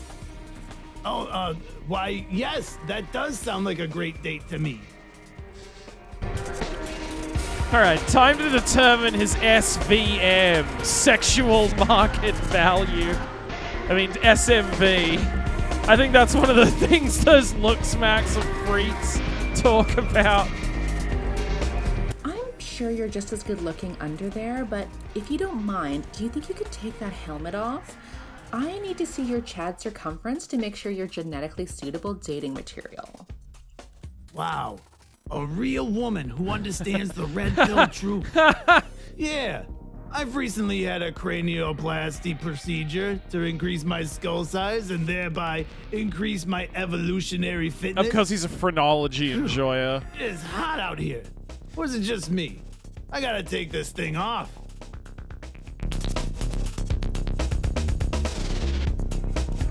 Ah, that's better. Oh, hey, it's that guy!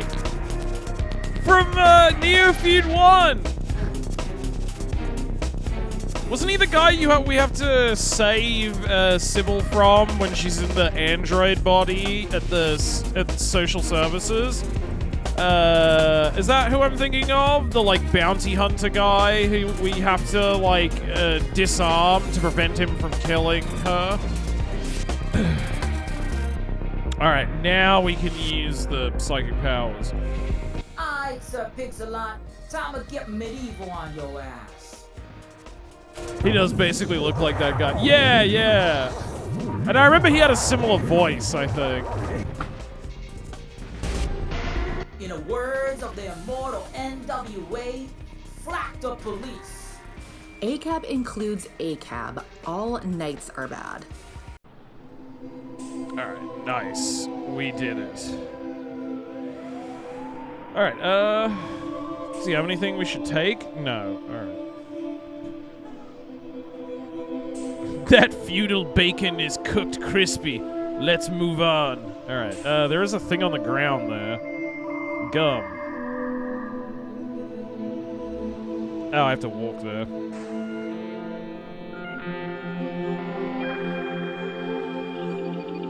Huh, that's weird. Can't pick it up. Maybe because I'm standing on top of it? Oh. Hold on. There's no sign of Aleph. Guess we gotta go door to door in the crib? Yes, although we need to be careful not to disrupt this continuum. No rearranging things or letting on that we're time tourists. We need to be really careful when conversing. How are we supposed to play detective without cross-examining folks and tossing the place? Very carefully? Right. Putting dial-up sounds in the music is a neat touch. Oh yeah, no, I love that. It's like a recurring motif across the game. You hear it in a few different things. I think it's great, yeah, because it adds a very kind of technological but also nostalgic quality to like a lot of the songs. You know, because like dial-up is not really, that's not really a sound that computers make anymore, you know, which kind of fits with the whole like, hey, Silver Spoon, how's it going? Thank you for the raid. But yeah, I was just talking about how the use of like dial-up modem sounds in the soundtrack for this game really like ties into the whole themes of like retrofuturism and you know, like the future being cancelled kind of, and the potential utopias that never were, that just ended up turning into the world we have now, which is the most boring version of a cyberpunk dystopia, where we get none of the cool stuff and all of the terrible aspects of it. Yeah, for sure, on the dial-up modem. It's like, oh yeah, no, again, man, always great to have you in chat. I appreciate the raid, but thank you for making the game. I fucking love this. I need to make some kind of video on it to try and promote people to play it. I don't know. I just feel like I need to do something to help it.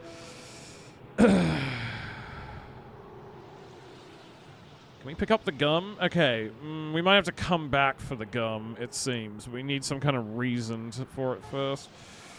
This slum goes on forever. After the global smash crash, the rickety remains of long balkanized America was forced down into third world shantyscape, crowned with aloof sky capitals populated by mega douches. Et voila, Coastlandia. God. I do think that at times that is where the US is going to end up eventually. If things keep going the way they have been, if the American century of humiliation continues unabated, that's probably going to end up eventually occurring.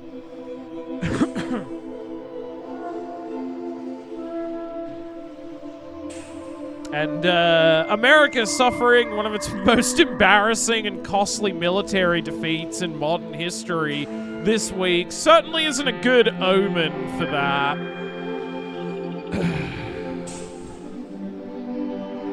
It's Grandma Lucy, a human-animal hybrid and also Sunrise's unofficial den mother. Hells yeah. If any peeps round here know something, it's Grandma Lucy. She got eyes on the back of her head, and each of them peepers got more eyes. And not just from the gene spice accidents of corpo government experimentations.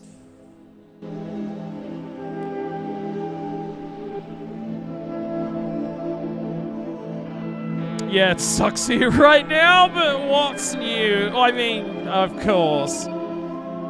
You know. America is an evil empire in decline. Same as it ever was, right?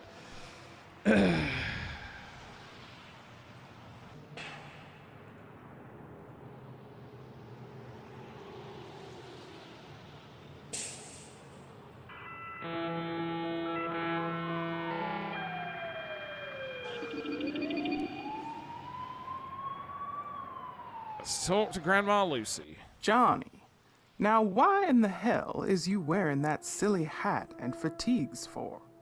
You joined the Chrome Panthers or something? Oh, hey, Grandma Lucy. No, I'm just staying out of trouble, you know? Staying in school, not doing drugs and such. Mm-hmm. I mean, joining revolutionary organizations is great and all. I hit the little red book, study grouped Lenin, and whacked my fair share of imperialist pigs when I was your age. But don't be parading your fatigues and Thomas Sankara beret all over the damn ghetto. You whippersnappers ain't got no sense of OPSEC, I swear. I mean, fair point.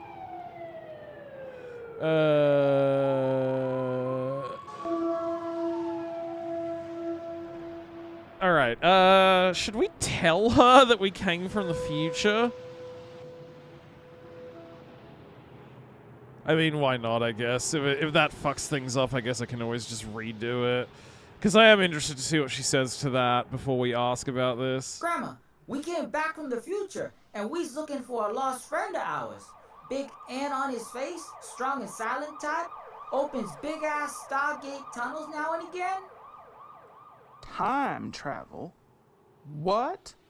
I thought something was off about you.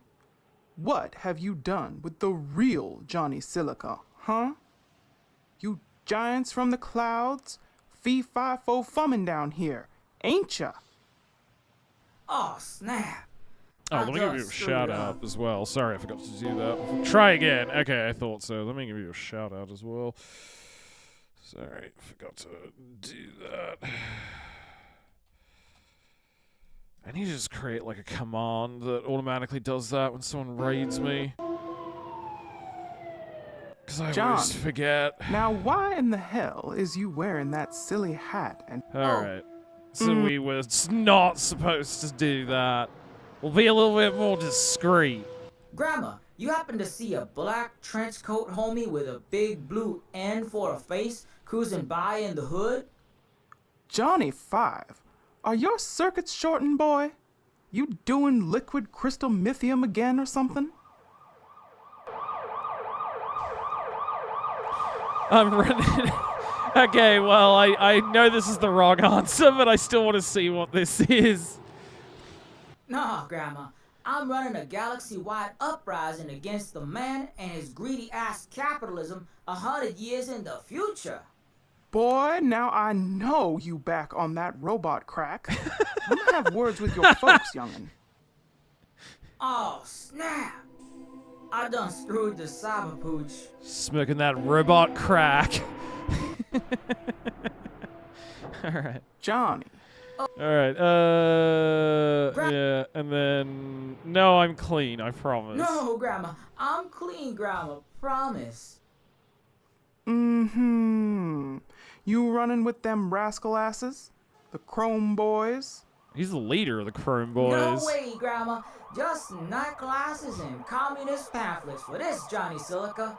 Eyes on the straight and narrow. You better be. I will kick your metal ass so hard you'll go flying out them pumped up Air Jordans. No, I didn't see no N face to answer your question. There have been a whole host of unsavory folks coming round, though. Some scruffy-faced G-man claiming to be your social worker came through asking about you, Johnny. He did help us get free electricity with his government ID, at least. So Carl Carbon is here, and he's currently in the Silica's apartment. Okay. Where the heck did the term "screw the pooch" come from? Yeah, for there's a term for fucking it up. I don't exactly know where that originated from, to be honest.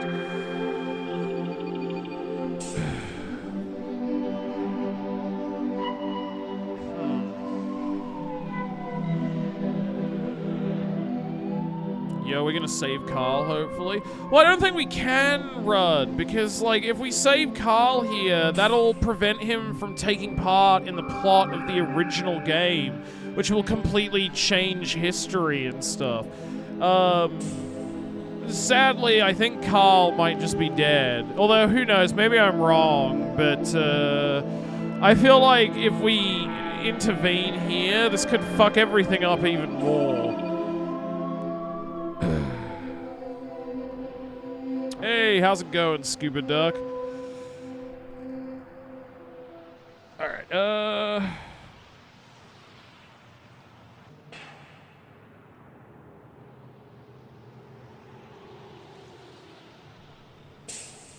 You're gonna really see you're way smarter and more important than anyone ever gave you credit for. I kinda wanna do both of these. I don't know if one will lock me out of doing the other, though. I'm thinking some sort of darkroom confusing situation led to screw the pooch. Yeah, maybe. What, like somebody fucked a dog on accident? I suppose that's a possibility.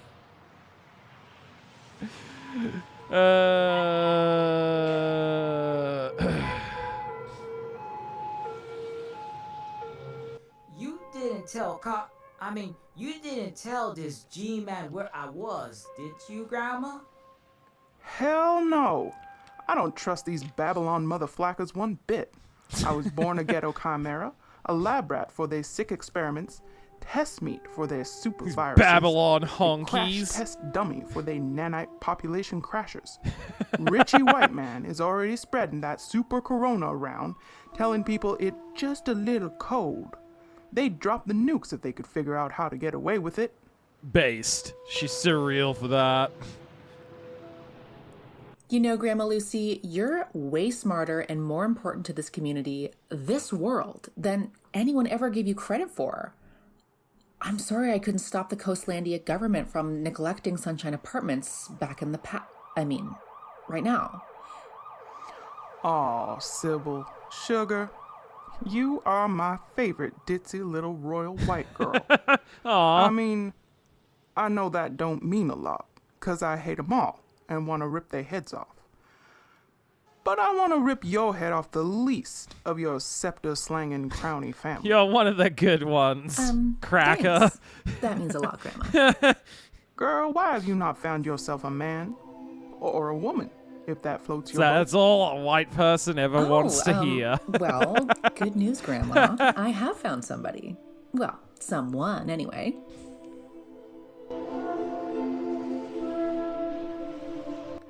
Damn, you did good, girl. Getting with that Tupac-looking stud. Good for you. That's a great friend book avatar he's got. This newfangled technology is amazing. Yeah. What the chicken fried flack? The hologram talks. This one of them AI-generated profiles or some nonsense?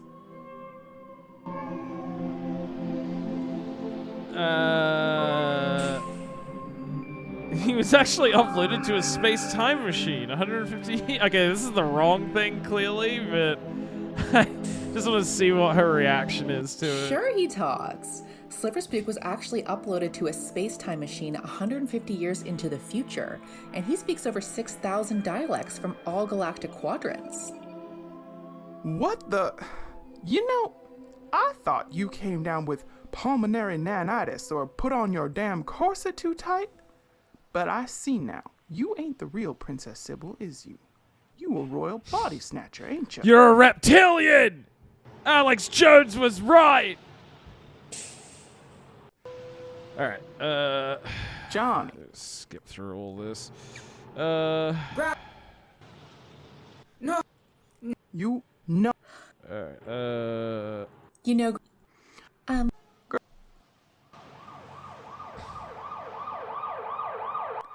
Yeah, Soul Spook is not real, but also he doesn't really have a bot. He's real, but not. Yeah, okay. This is the Silver correct Spook answer. is. There Well, we he's go. real, but he's also not. He doesn't really have a body. Well, shit, girl. What the flack's supposed to keep you warm at night? You telling me you dating a video game character? I was embodied at one point, but then I spearheaded world-class wars assaults on Ameribank City, got my head laser severed from my torso by the Plutos, back in the screaming 20s. Oh, shit. That Silver Spook? Girl, you shacked up with the bad mofo went ape shit on rotten-ass Uncle Sam before he collapsed? Well, good for you.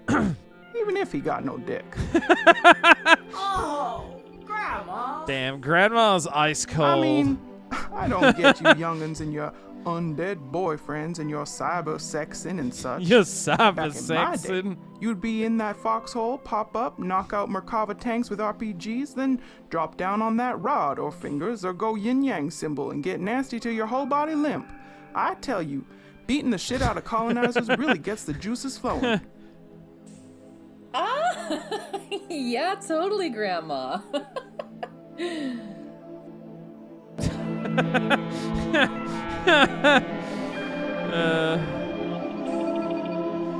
Alright, well, take care, Grandma. Anyway, we'd better get going, Grandma Lucy. It was good to see you. You kids stay out of trouble now, you hear? I'm about to hit the Kwame Ture and trigonometry books right now, Grandma. I promise. Damn right you are, smart mouth. One day, you gonna do great things, Johnny. But you gotta get your head screwed on straight and stay off that dope. Yes, Grandma. Just don't forget, Grandma can always whip out a can of attitude adjustment if needed.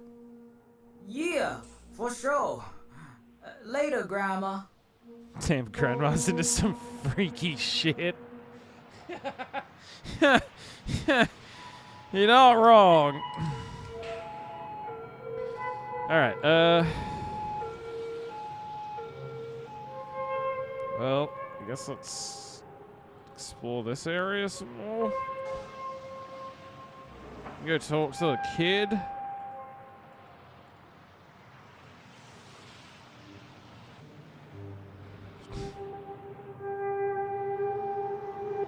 Can't just grab the boy. Okay, let's talk to him. I don't want to set the world on fire. That's why I don't play with matches like a good boy. I practice marksmanship, explosives, and first aid instead. I'm getting ready for the end of the world. There is something to it, like a weird preoccupation that our human civilization has with imagining the end of the world. We're obsessed with it. Yeah, it's clearly a Vault Boy. It's like a Fallout reference, Ruddy Buddy. I mean, these games have lots of references to like other, other sci-fi, cyberpunk type of things. It's just like fun little in-jokes for people who are fans of the genre. Like earlier in the game, I sold crack to a kid called Fluke Skywalker, who was like a weird fish kid dressed as Luke Skywalker. Some of them are obviously more easy to get than others, but there are plenty of more obscure ones as well.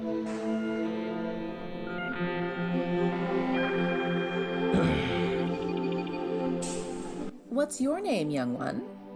I'm Walter Newton. Nice to meet you. What makes you think the world is going to end? What makes you think the world's gonna end, Walter? Well, golly, just look around, miss. Those floaty upstairs folks have already kinda abandoned us whippersnappers down here, haven't they? I mean, we all live in piles of junk. The food's scarce, my Geiger counter's gone cuckoo, and they haven't even dropped the big one yet. Yeah, I guess abandoned is the right word for it.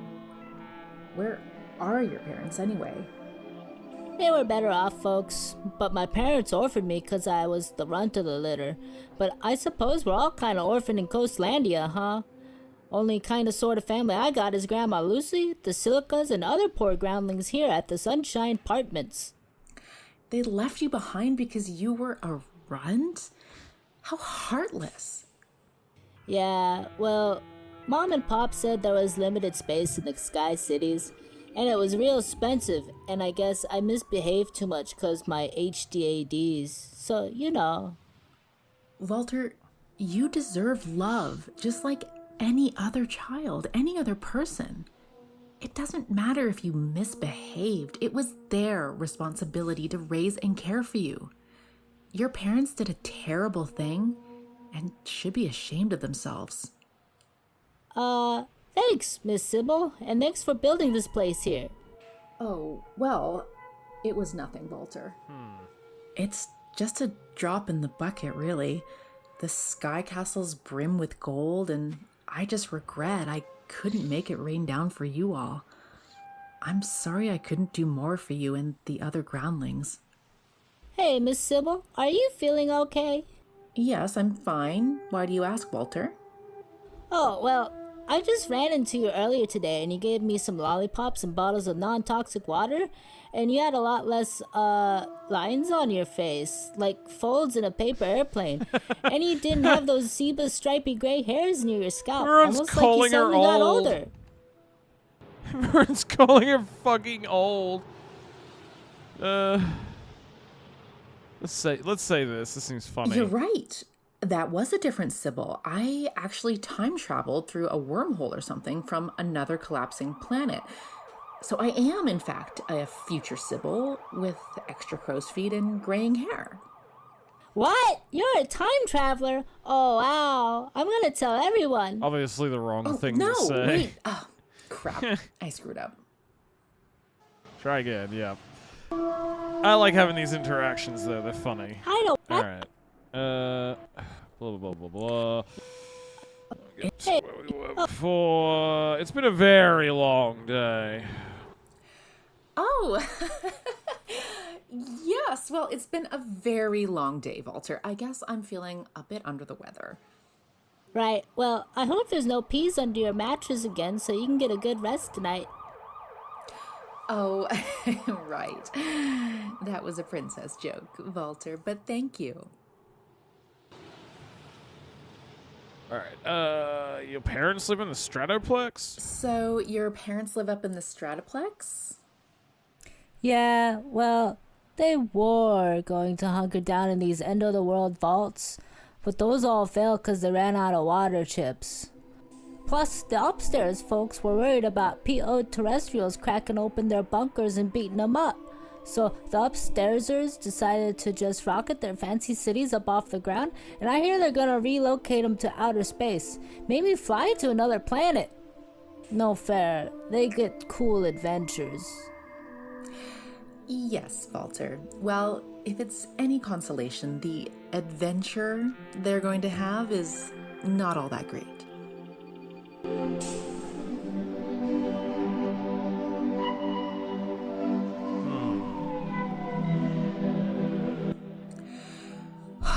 I forgot how much it hurt to see my Coastlandia people suffering, resorting to repairing their homes with tin cans and rusted car parts.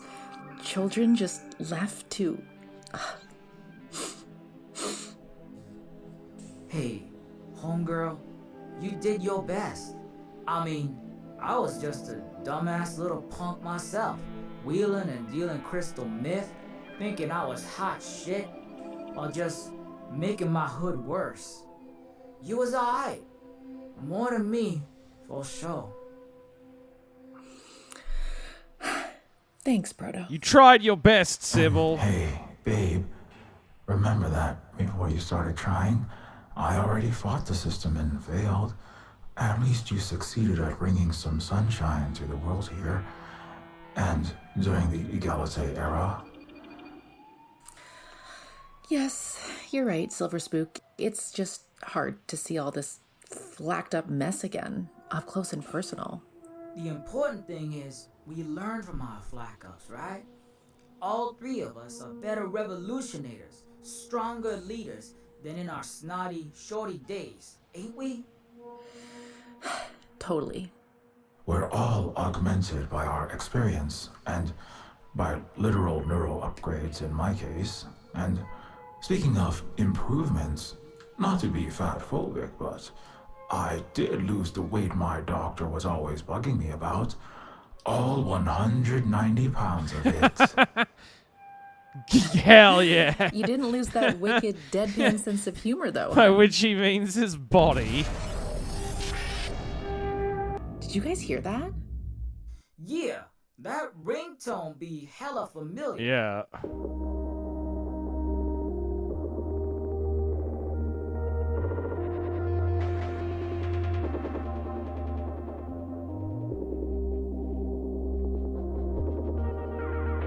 Oh, shit.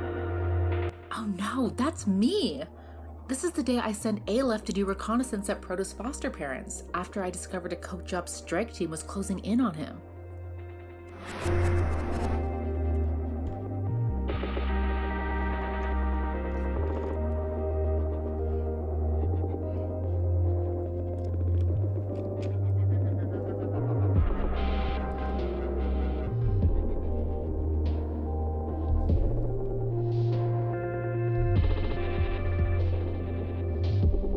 Okay, well, I guess that explains where Aleph is.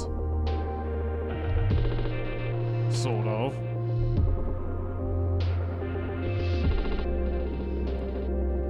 Past Aleph's coming. We can't run into them, or we could wreck the timeline. We've got to stay out of sight. Oh, fuck.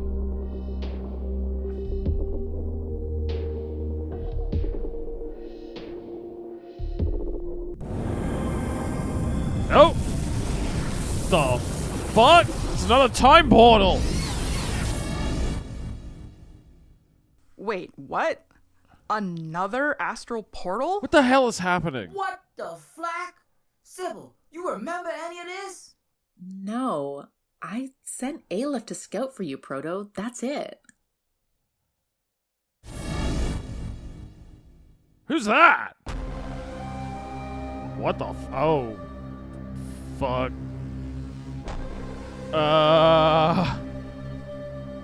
Who or what is that? Yeah. Oh, this seems like it might be some kind my. of godlike being. They're full of stars. What the? I definitely ain't never seen that Galactus mofo before. Neither have I.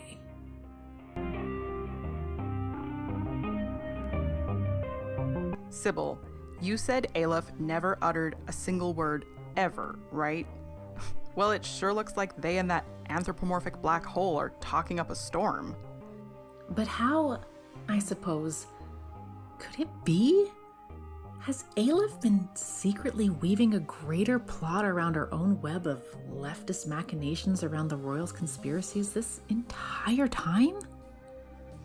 I knew it!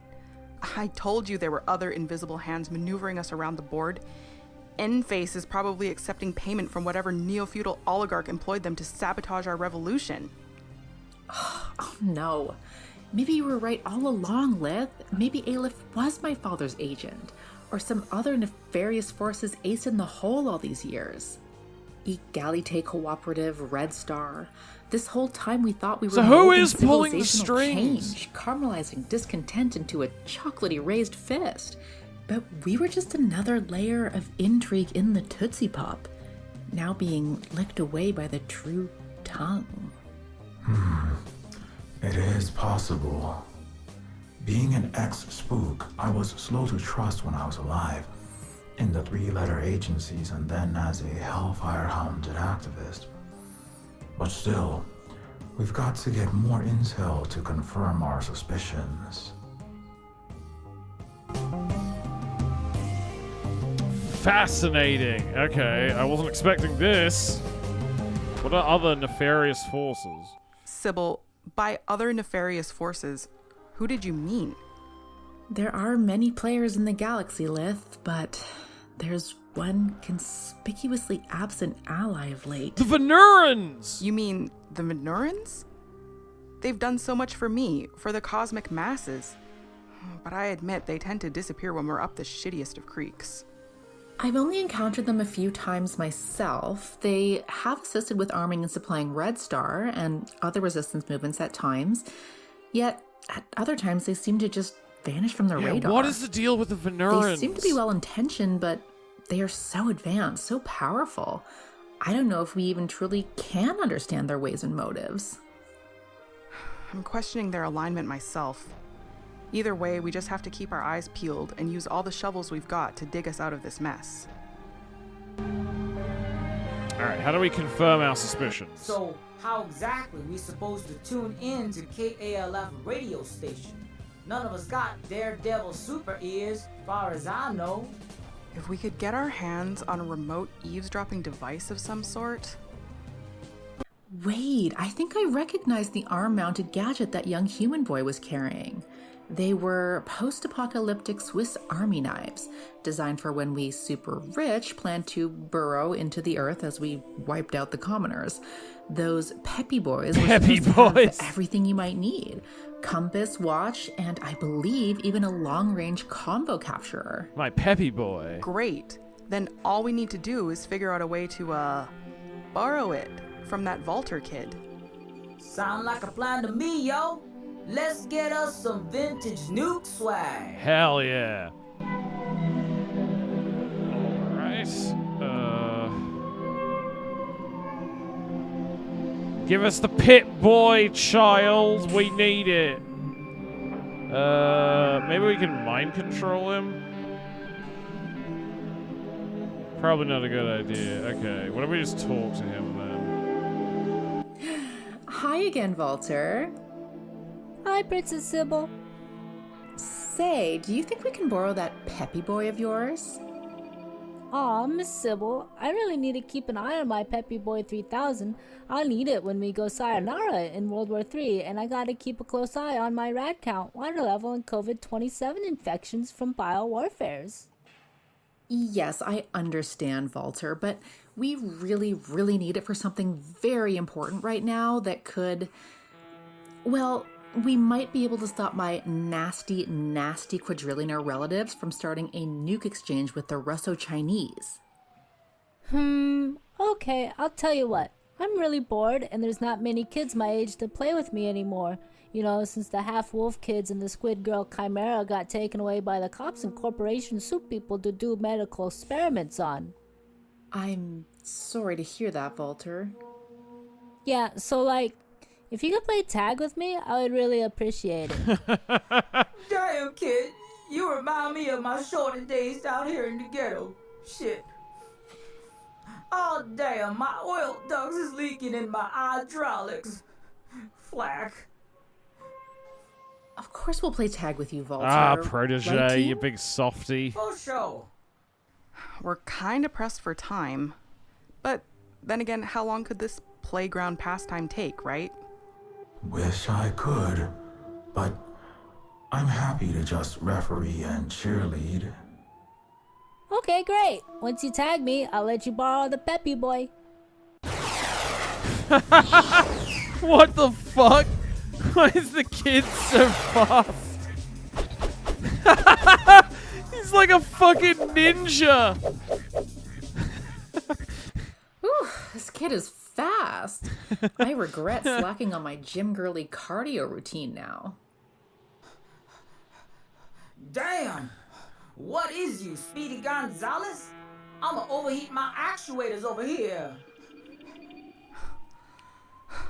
Squirt, did you just do a line of cocaine?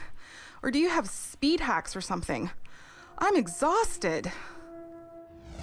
Oh no, it's not that. I put all my attribute points into agility, so now I move super fast. It helps when running from police, and I figure it will help escaping from 10-foot tall mutant monsters in the future. Oh.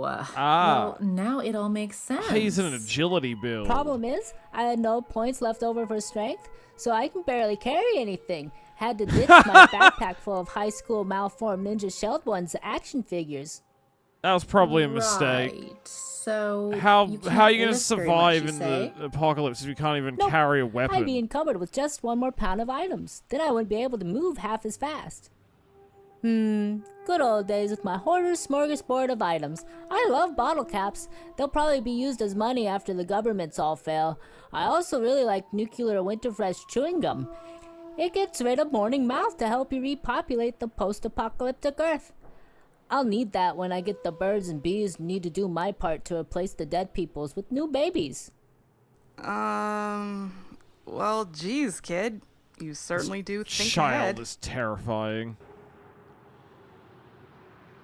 Alright.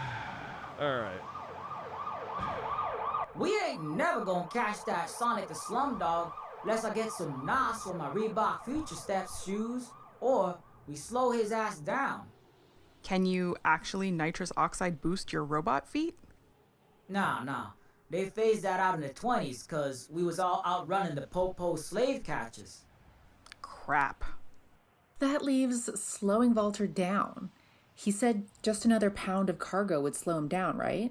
At 2.22 grams per bottle cap, 200 caps and a single package of the chewing gum would equate to approximately 1 pound. I think I see where this is going. Let's see if we can find some I fun figured, Christmas yeah. We gotta give him presents some for Speed stuff. Racer over there. What did he say he wants? So, what were those two things you really like again?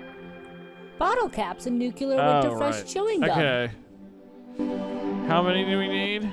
How many of each item do we need again? 200 bottle okay. Let me look at the wall of junk. I know where the gum is.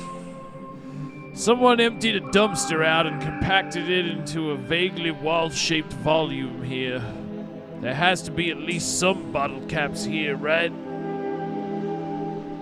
Several minutes later, after painstakingly hunting down and prying out crushed-up caps with your flathead finger, you amassed 30 caps. Not too shabby. Alright, let's go get the gum.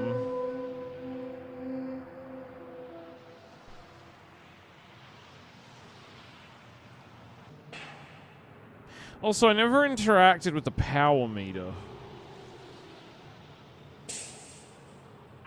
I wonder who could have dropped this. Shit, you know, Nuclear Winterfresh was Carl's favorite chewing gum, and K-Doc was just cracking this power meter. And Nuclear Winterfresh just so happens to be Walter's favorite gum as well? Could this all have been... It gotta be a coinky thing, right? I mean... Or someone, or something, very high up the food chain Yeah. is leading us by the nose. Like rats scampering about a maze Are we even for in the carefully past? placed cheese. Yes. Well, at least we found the gum. I'm starting to wonder where we're trapped in some kind of VR simulation right now or something. Cause like something is weird about this. It feels very much like we're being led to something here by someone pulling the strings, but I have no idea what. What about this guy? Does he have... Alright, no, we can't go in. Let's interact with the power meter. It looks like this Energinius power box has been hacked. So Carl Carbon really did hand out free energy to the terrestrial folks? Yes, that would explain the night cop's presence. Meeting people's basic needs is one of the highest crimes in Coastlandia. It's one of the most evil things you could ever That do. also means K-Dog is here already, right? Indeed, we've got to be careful not to run into him. Alright. Maybe we can search in the car.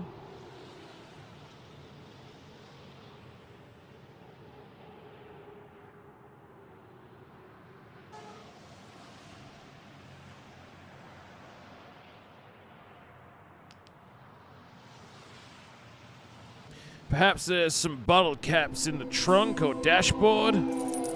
Found 30 30 bottle caps. Oh, there's some down there too. Okay, hold on. We can go do that.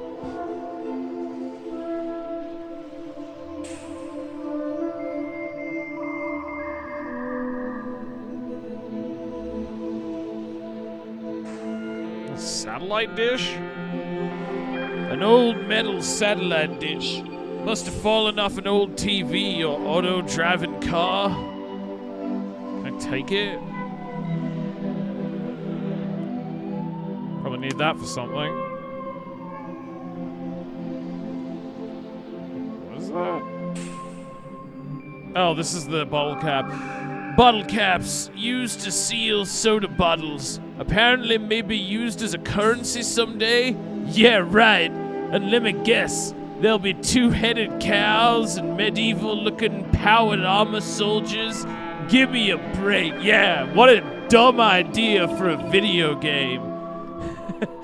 I have 60 bottle caps now. I think I need 200. What else is there down here? There's more bottle caps there, which is good. A door. This housing project is all very artful if constructed of odd materials, and is certainly not up to code. No unit numbers, but then again, some of these doors look like they were sawed out of kitchen tables or ripped from crashed starships. Alright, let's go grab those bottle caps. Go get them. Damn it, that's only 10? Okay. We still need like 120 bottle caps. If we're looking for bottle caps, trash cans would be the hotspot, right?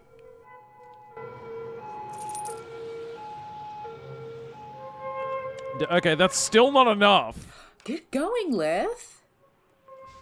Fuck. How many do I have now?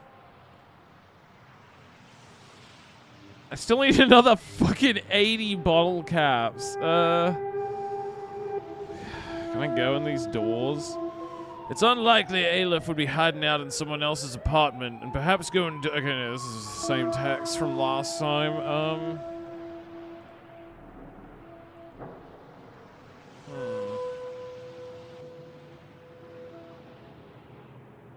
Where else could we look?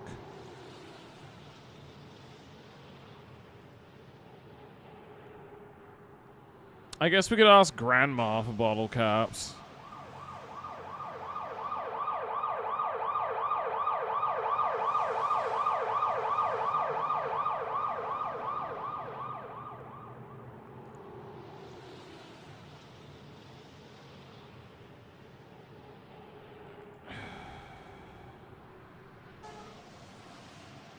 Yeah, here we go. Hey, Grandma Lucy, you have any bottle caps? Hey, Grandma Lucy, do you happen to have any bottle caps?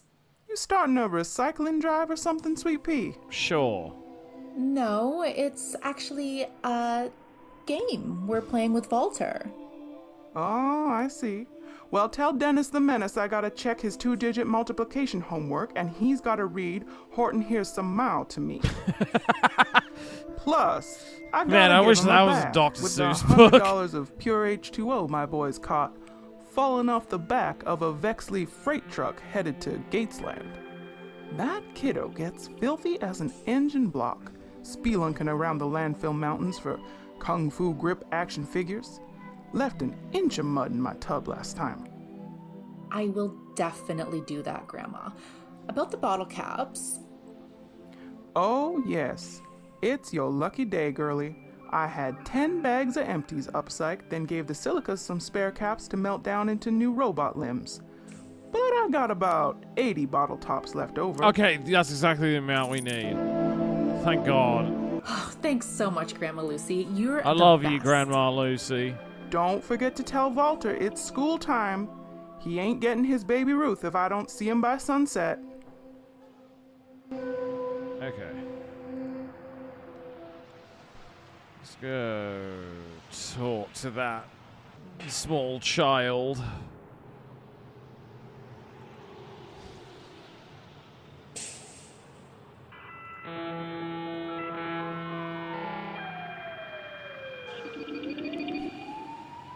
Hey, Volta, we got the bottle caps and chewing gum for you. Hey, Walter, look, we've got a whole bunch of Conca-Cola caps and a nuclear Winterfresh chewing gum pack. Whoa, thanks, Princess Sybil. I've been jonesing for that gum, and when the armapocalypse happens, those bottle caps will be worth so much. Gimme, gimme, gimme.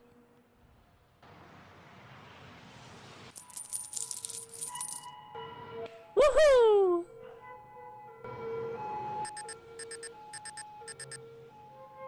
Oh no, I'm encumbered. Gee, he's really slowed to a snail's crawl. Well, The last pound's a doozy, I guess. that's what you get for not allocating more points in strength. Tag! Ha! Gotcha, Speedy! Hey, no fair. Come on, Walter, we'd be chasing you all day otherwise. I guess you're right. Well, thanks for playing with me anyway. Oh, you wanted to borrow the Peppy Boy 3000, right? Yes, we just need to use its aromatic for a second and we'll bring it right back. Shoot, the aerobatic is actually borked or something. I think it needs a replacement dish. Just our luck. I can probably fix this retro thingamabob's Sonic Spy extension. Plus, you get to keep all these caps. You really scored today, bucko. Yeah, I do suppose that is a good barter trade. Okay, we better get this fixed up quick. We probably won't be able to find the exact part, but I can probably hack together a fix with a metallic dish of some sort. Okay, that explains the dish that I picked up. Peppy Boy added to the inventory. Alright, hold on.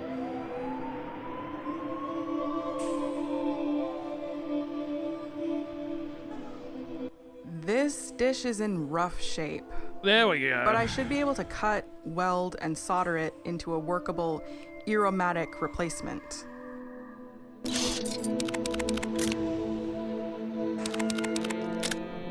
Voila! Nice. It ain't pretty, but the Peppy Boy's aromatic is fixed. Can now be used to listen to conversations at a distance.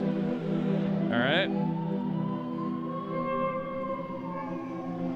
I've got to know what this is. I'm locked in.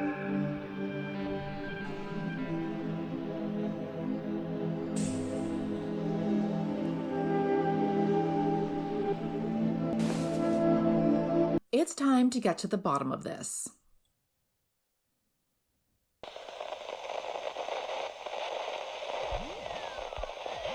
Huh. Only a strange hissing tone is heard. I don't hear anything. It just sounds like static. Maybe this thing's broken? What are they? Let me see. No, nothing's wrong with the parabolic mic. Let me sample the incoming signal. He does so. There's nothing coming through in the form of acoustic air pressure waves. Oh, fiddlesticks. What are we supposed to do now? So they ain't arousing no clatters up in here, but they's gotta be saying something to each other, right? I do sense odd fluctuations in gravitational waves, unusual neutrino showers, and, well, that's very odd. What? What's odd? Check your watches. What the? This time readout is moving backwards? What? My iCam's timestamps be freaking. Yes, my phone clock looks like a Salvador Dali painting. Okay, so they're just breaking the laws of reality. What the fuck was that? No! They're gone! And Aleph will be going to see Carl now. We've got to hide before they see us. Okay, I'm so intrigued. I'm so glad this is like part of the story. Well, that was close. More importantly, what are we supposed This to is do so now? cool. Aleph and the unknown entity appear to be communicating, but in a medium I cannot comprehend.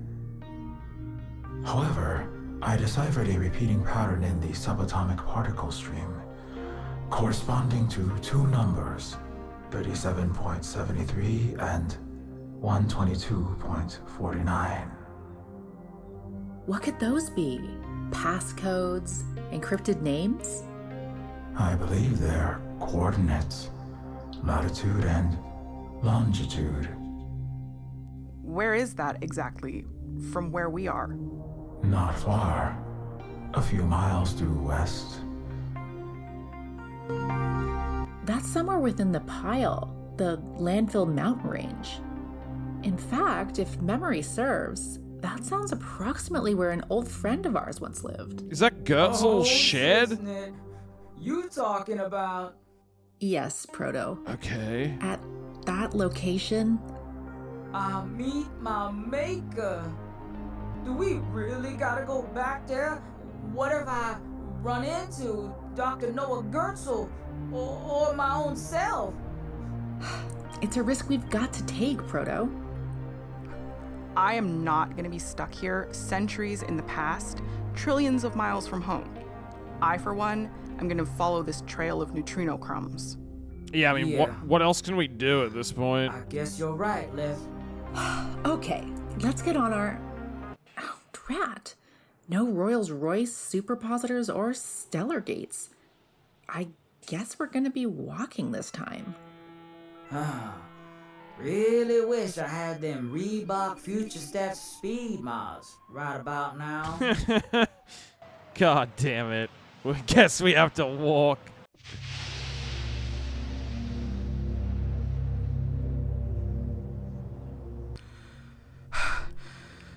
Tramping up this trash Appalachian mountain has got me beat. Hails to the... Yeah, I feel like I ran a motherfucking marathon. I think I sprained a carburetor. Oh, my poor quads. Floating in on a flying car was so much easier. One instance where I'm thankful that I've no legs to stand on. Oh, Silver Spook, you lucky demon. You don't have to rub it in. Sorry. On the bright side, we've reached the right GPS coordinates. Yes, this is the creator of artificial consciousness, Dr. Noah Gertzel's lab. Looks like a dingy little hut made of rusty corrugated metal. Smells like Sarlacc ass. Yes, well, this shed is a concealer to hide Gertzel's secret lab. I suppose we should investigate for any clues, but it's likely we'll need to figure out a way into the lab itself. Oh, God. Alright, I might have to end it there, because it's getting late. Let me make a save. What will I call this?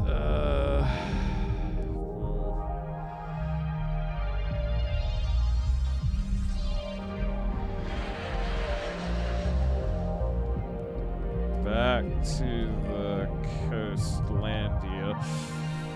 W stream, I'm glad you enjoyed it, Ruddy Buddy. Thank you.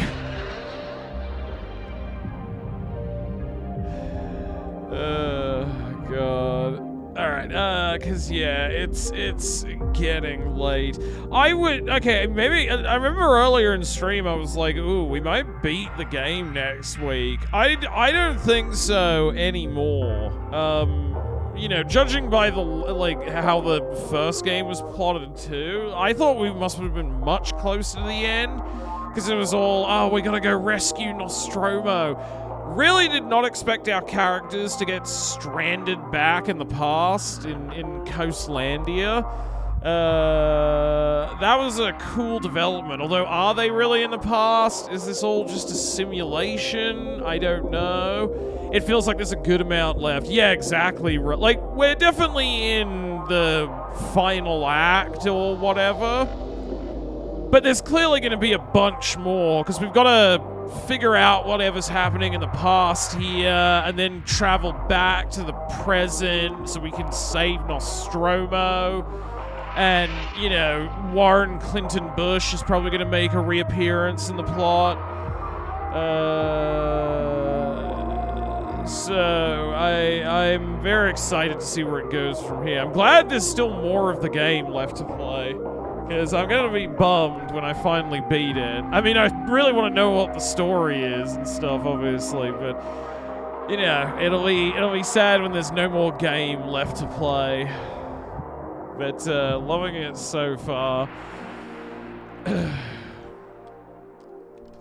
Alright, let me find someone to raid. I'll be streaming tomorrow, though, so we can hang out more then. I think Olivia and I will be playing Persona. Because she said she wanted to take a break from Fallout. I can't remember if she said, like, from next week. Or what? I'll install Persona tonight just in case. But yeah, I think we're playing Persona tomorrow.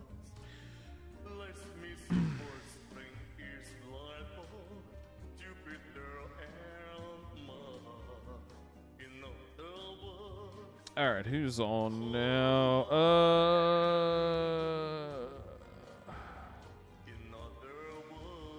Yeah, Persona 3 Reloaded, yeah.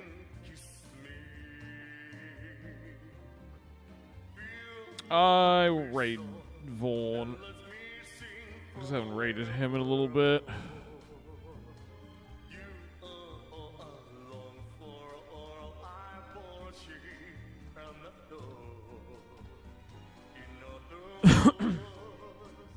But yeah, we'll be doing Persona 3 tomorrow, and then the day after that, we'll be watching another terrible Chibi movie.